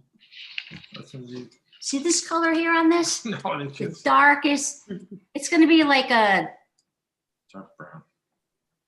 I don't, it's a reddish color, reddish brown, dark color. So a dark brown, Yes, not the light that's It'd be depicted. more, Dark brown. it's not even rust, dark brown with a little hint of red. So in the resolution, we can reference the glass as the color. Yes. Thank you. Mr. Becker, what should we mark that in as? What exhibit? We'll make that, Sorry. I'll just reference the glass bottle. I'll I think if we say a darker brown color will suffice. I'm fine with it, a dark brown. Yes. And height 10 feet. So 10 by 20, 10 feet high. Okay. Correct. Board, any other questions for the I applicant? guess the only thing I'm a little that we're leaving open is what is going to screen that shed. So Ms. Janke, what I looked at is I am not really concerned about Grandview Avenue. I'm more concerned about when I pull into Deep Brook, looking to my right and looking at a shed that's going to, in my opinion, look a little bit out of place, right? I think once you put the fence in place, maybe it will look a little more like it belongs there. Right. But I guess I'm just a little concerned myself on, do I think that's going to stand out, right? So, I mean, one question I have is I'm assuming the door is going to be, the way you have it right up against the fence there, I'm assuming the doors were going to be looking out towards Deep Brook, wouldn't it? Or The doors are going to face out. so what if we, on the back side, the 20-foot side of the shed, what if we did some skip laurels? You have them written down as ski laurels. If we Okay, I did thought they were skip ski. laurels. That's what I was told they were Yeah, called. yeah. Okay. If we did, what if you did something like that along the side of them and we did something like, I mean, what if you did It had 6? hydrangeas there too, so it'd be color Yeah. and green. Yeah, I mean, if you mixed them up and we had at least down to, if we had at least 6 items along that side. I had 5, symmetry. Okay. A skip I laurel, see what you're a saying. hydrangea, a skip laurel, a hydrangea, a skip laurel. And then what if we wrap that around the Grandview Ave side of the shed also? I mean, I could put That's something fair. there. On the 10-foot side, I think you'd probably only need 2, 3 at the most. That's fine. Probably 2. I mean, it's, I just think if we had something on there, I think that would just soften it. That's all I'm saying. I get it. Like I said, we live here too. I don't want to see an eyesore out there. It's, but it is a dead end street too. There's not a lot of traffic driving down there. It's just walkers. I get it.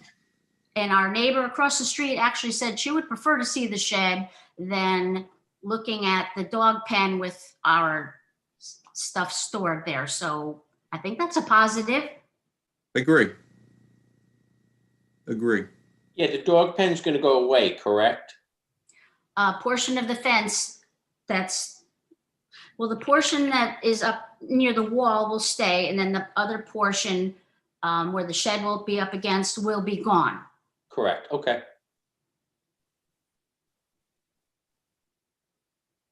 Understood. Okay, so we have some screening around the shed. Correct. I'm in fine with that if we just stayed a mixture of skip laurel and boxwood. And there's going to be a total of And mulch, dark brown seed Yeah. mulch around it.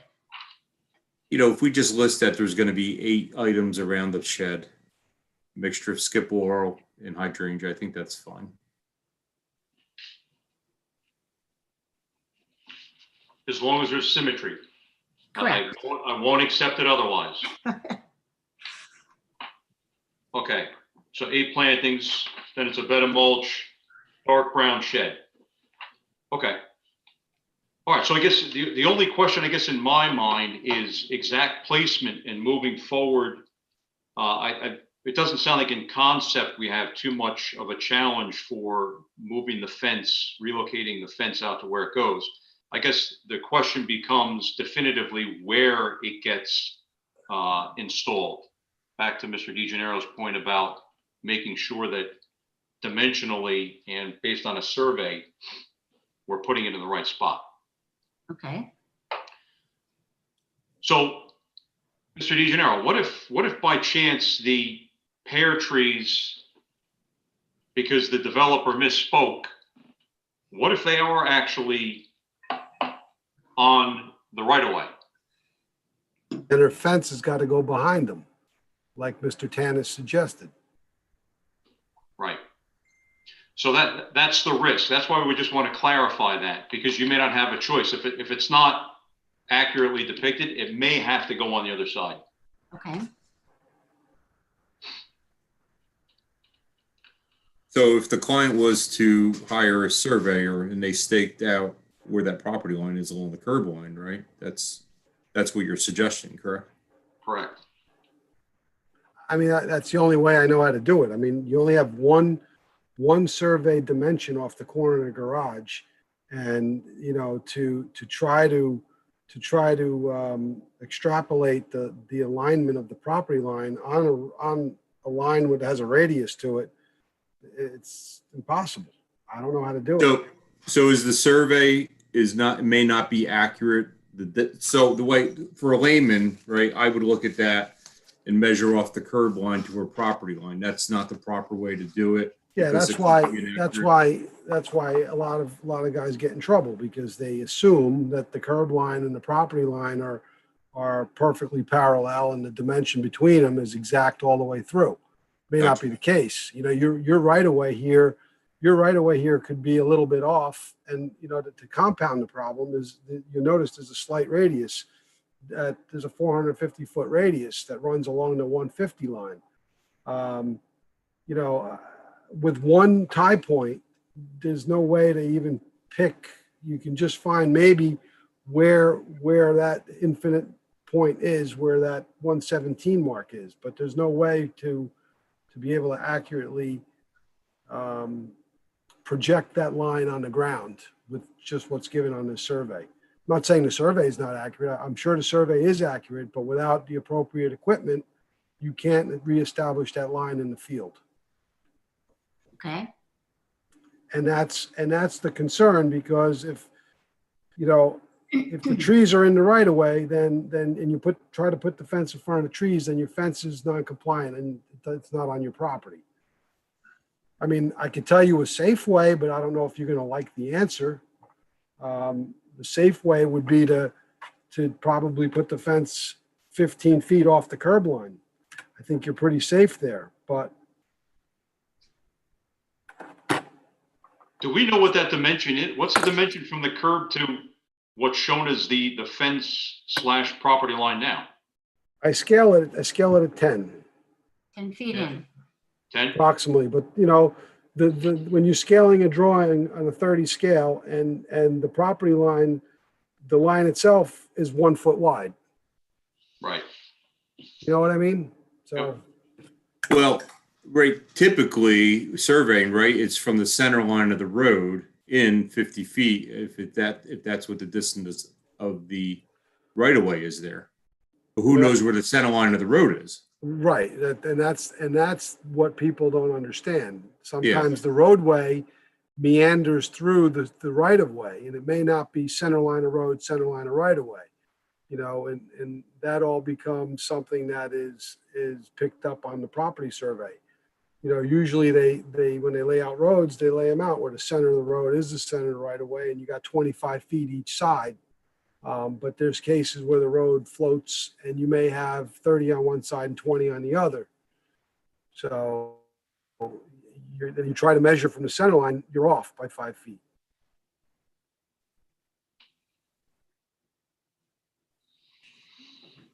Okay.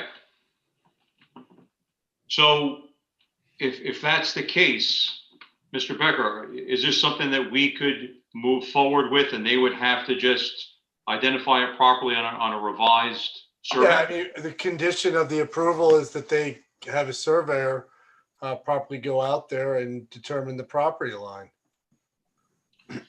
Which to Mr. DeGennaro's point, I think they're gonna have to do, because even if you drew a straight line right now, and I'm not saying the property is straight line, probably isn't, but if you did, those pear trees went from one corner to the other that's on that survey, those pear trees wouldn't be on their property if you do it to a straight line right now.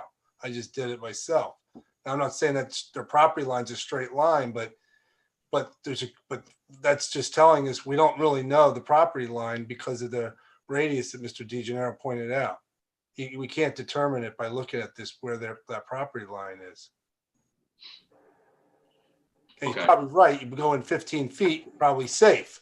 But if you don't want to take that safe caution, you're going to have to go out there and determine that property line.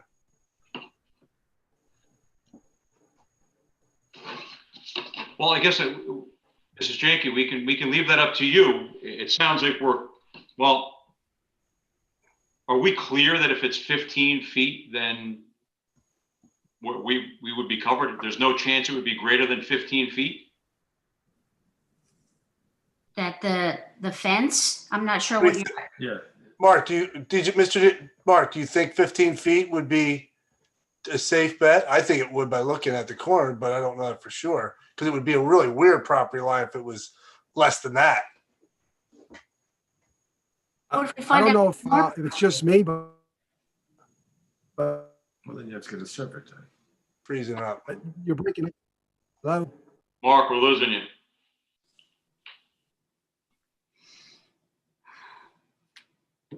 It shouldn't have Here. been hard. I don't know. How about now? Can you hear us? Me or what? You're back. You're back. Go ahead. They want us. It's all getting chopped up. Everybody's getting frozen. Yeah, you were getting chopped up before, but you're back. We can hear you. All right, you're back now. So are you. Go. What am I saying? I was just saying, are you comfortable if they come in 15 feet, Mark? Yeah, I mean, I think that would definitely protect them. They would be clear. I 15 mean, feet. short of them going out and get a surveyor to mark it. I mean, that's up to them. I think other than that, they're going to have to, as a condition, they're going to have to establish that property line. Yeah, I think if they pulled 15 feet off the curb, they would be safe. If the survey is correct, sure. What would you say to 12 feet? I would say you got to get a surveyor. Right. Okay. The line on the plan is a foot thick if I use a scale. It's what? A foot thick. The property line using a scale is like a foot thick. So how do you measure 6 inches when you can only go to the nearest foot? You're on a 30 scale. You're on a very small scale. Right. It's very difficult to get any more accurate than 2 feet. I think I did a great job. I think you did a great job too. I just don't know if I'd be able to verify it. Okay. Well, I think we'll probably get a surveyor to mark it. Okay. That would make sense. It's probably a good move. And to your point, with any luck, the way you have it depicted is correct. And you can put the fence where you prefer it to the outside, so you don't have to worry about dogs and deer and anything else on those trees. I Okay. appreciate it. All So right, that's so what we'll do then. just one other thing, I just want to get clarification on. So the fence itself coming towards Grandview, it is not going to further encroach beyond the front plane of your house until it returns back to Deep Brook. Correct, right where it is now, right where the edge of it is now. Right.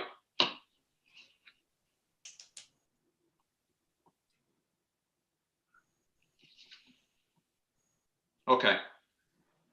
So, yeah, so carrying the front line of the house across, you're right there. You're pretty much right at the front corner of the house. Correct. Okay. I just wanted to be clear. So just make sure when they build it, that they follow that. Right. And they don't. I'll be out there watching them.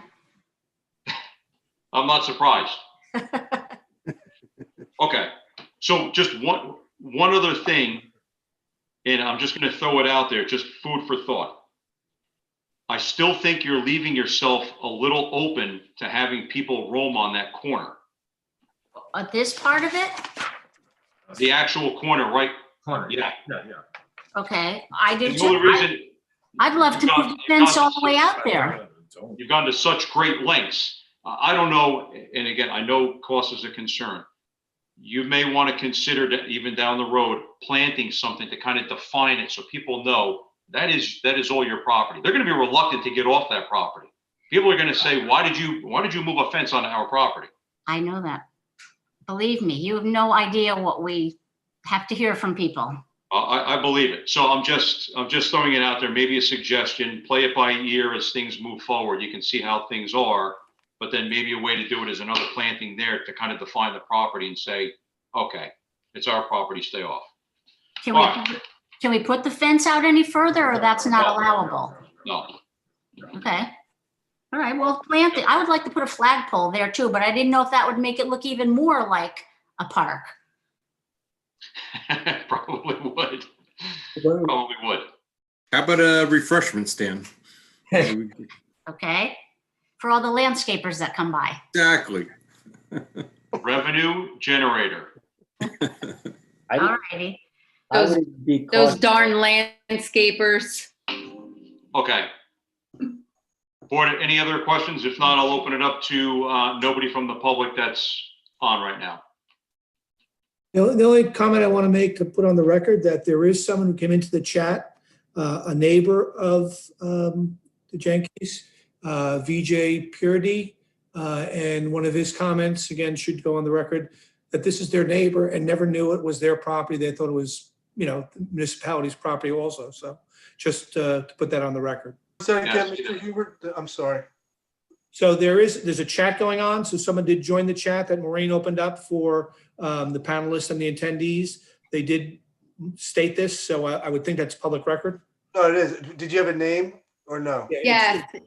You see it, Maureen, right? He was on earlier, Ed. I'll get in the minutes. I apologize. Yeah, you have the name on the record. I'll give Click on the chat logo, it says 3. If you click on that, it opens up the chat. Yeah. Yep. And Mr. Huber, you forgot the smiley face at the end of the sentence. Whatever, details. That's right. Yeah. He also said said he apologizes for shaving on the property. Whatever. That's how'd not, you find that's out? not in the chat. I That's still not in don't the see chat, humor in it. for the record. Okay, so, Ms. Mitchell, we don't have anyone else from the public, correct? No, sir. Okay, then we'll close public comments.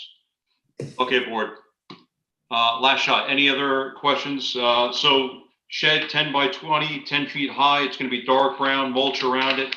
There will be a total of 8, I believe, plantings around the shed on the Deep Brook side, which is the long exposure wrapping around to the Grandview side. Perfectly symmetrical. It was actually 7 plantings, but 7, 5, and 2. Okay, 5 and 2. correct. Okay. Okay, Thank you. sure. Board, anything else? You guys may want to remove the gate in the front because otherwise they're going to think it's the community dog run. Well, Sure. I figure the landscapers have to get in somehow, right? So I don't know. Understood. Just joking. Well, you'll figure it out once you do it. Okay. Okay. All right. I think I'm good. Board, if there are no other questions, I will entertain a motion for the Janky application, 460 Grandview Ave. Carl, sorry, I'm unclear what we're doing with the fence. Are we doing it so the fence will be either on the property line or obviously closer? It'll basically be on the property line based on a professional survey. Correct. Fence has to be on their property based on a detailed survey. The actual variance is for the height of the fence, but for them to move it all the way where she wants to put it, they're gonna have to have a surveyor come in and verify that property line. Obviously, be a if she moves condition. it- to Mark's point, if she moves it 15 feet, we wouldn't even care. But if it's gonna be close to the property line, they're gonna have to bring a surveyor. So to the location that she has, we need to verify the property line. But the variance actually is for the height of the fence. Thank you. So there's two variances, one for the height of the fence and one for the shed in the front yard. That's correct. Very good, thank you. Okay. All right, anyone care to make a motion on the application? Sure, I'll move to approve the Janky application, 460 Grandview Ave, for a variance for the height of the fence as proposed, as well as the location of the shed and size of the shed as proposed within the front yard setback, with a total of 7 plantings on the Grandview Ave and Deep Brook Road sides of the shed. And with the condition of the fence will either be on the property line or within the property based on a professional survey of the Janky property, sorry. Okay, do we have a second? Second, Mr. Chairman? Motion by Mr. Rubenacker, second by Mr. Huber. Thank you. Mr. Tanis, Yes. Mr. Kalpagian, Yes. Mr. Hubert, Yes.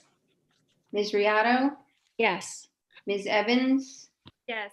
Mr. Christ, Yes. Mr. Rubenacker, Yes. Mr. Borst, Yes. Chairman Fry. Yes. Okay, I'm sorry, you got cut off a little bit. You mentioned that in the resolution, the property line's got to be staked, right? Yes, I said professional survey, sorry. That's fine. Yep. I did leave out the dark brown though. dark brown shed, color of the shed. It's gonna be in the resolution. Very good, thank you, sir. And the With a minutes. hint, with a hint of burgundy. So leave the bottle out so we can make it, the glass, sorry. Make sure you leave the glass out so we can compare. There it is. There it is. Okay. All right, very good luck. We understand the circumstances. We wish you the best. Thank you. Have a safe and happy holiday. Good luck. We Have a have nice to wait Thanksgiving. before we do anything now? Like, when can we Except for the Like- survey. start You on the can, shed? I you can't can hear you. get us, you can get your surveyor on board, have him stake the property line. I would do it in probably 4 or 5 points, like temporary stakes. And you submit your building permit and a letter that says you're proceeding at your own risk, only because the project, the application hasn't been memorialized, and it won't be memorialized till next month. So if you want to get started, you need to do that. You need to hire your surveyor, get him out there, and submit a permit application to relocate the fence with the survey, and a letter that you're proceeding at your own risk, And that's for the fence and the shed, but both. and the shed. Okay. Yeah, the shed's probably just gonna need a zoning permit. I don't know if you're gonna need a UCC building permit, but that's not my call. That's the building department's, because it's what, 10 by 20, you said? Correct. Yeah, I don't know that it's gonna require a building permit, but definitely the zoning permit, which is what you're getting from the Board of Adjustment tonight. Okay, very good. I think we're set then. I appreciate All your right. time and thank you very much and Have a good Thanksgiving. Happy Thanksgiving. Happy Enjoy. Happy Good luck. Thanksgiving. Thank you. All right, thank you. Night. Good night. All right, board. Interesting evening. Bifurcating applications. Where Never a that, dull moment. well, Never where a that dull normally moment. comes in is if someone's coming in for a use variance and then they have other site plan variances. Sometimes they'll come in just on the use. Because if they don't get it, they're not going to come in for everything else. They come in initially with a bifurcated application. Test the waters before they proceed with the dollars. Didn't we bifurcate the Christian healthcare? You do a lot with theirs because they're a big application. So Yeah. it's not that unusual. I remember hearing that word in the For last something- 10 or 12 years. For a landscape plan, that's not really that typical, but in this circumstance, there was just too many change. We're going to get ourselves in trouble with this. It's all right if you made a condition, someone says, I'm going to approve it, and here's our criteria. But just saying we're going to approve, not do a resolution before, if they don't do it, and you don't do a resolution by a certain date, they can go in and say, we get our approvals and we'll never do it. We're going to get ourselves in trouble doing that. Right. That's what I'm worried about. Yeah. Okay. No, hey, listen, it was interesting. I think we made the right decision. All right. Anything else? Nope. Okay. Hey, stay safe. Have a healthy, be smart around the holidays. We're struggling. We're fortunate with work. We've only had a couple bouts, but I have 9 people right now in COVID protocol, and it's only going to get worse. So be smart about what we're doing, and I wish everyone the best. Have a great holiday. Hopped over Thank to you. Ginaro's house. I know how those Italians like to party on Thanksgiving. No more than 10 people, Mark. I'm setting the clock. Ed, I hope you get to go home. That's up in the air now. Yeah. 2 days, 2 more days. 2 more days. Okay. All right. Good luck.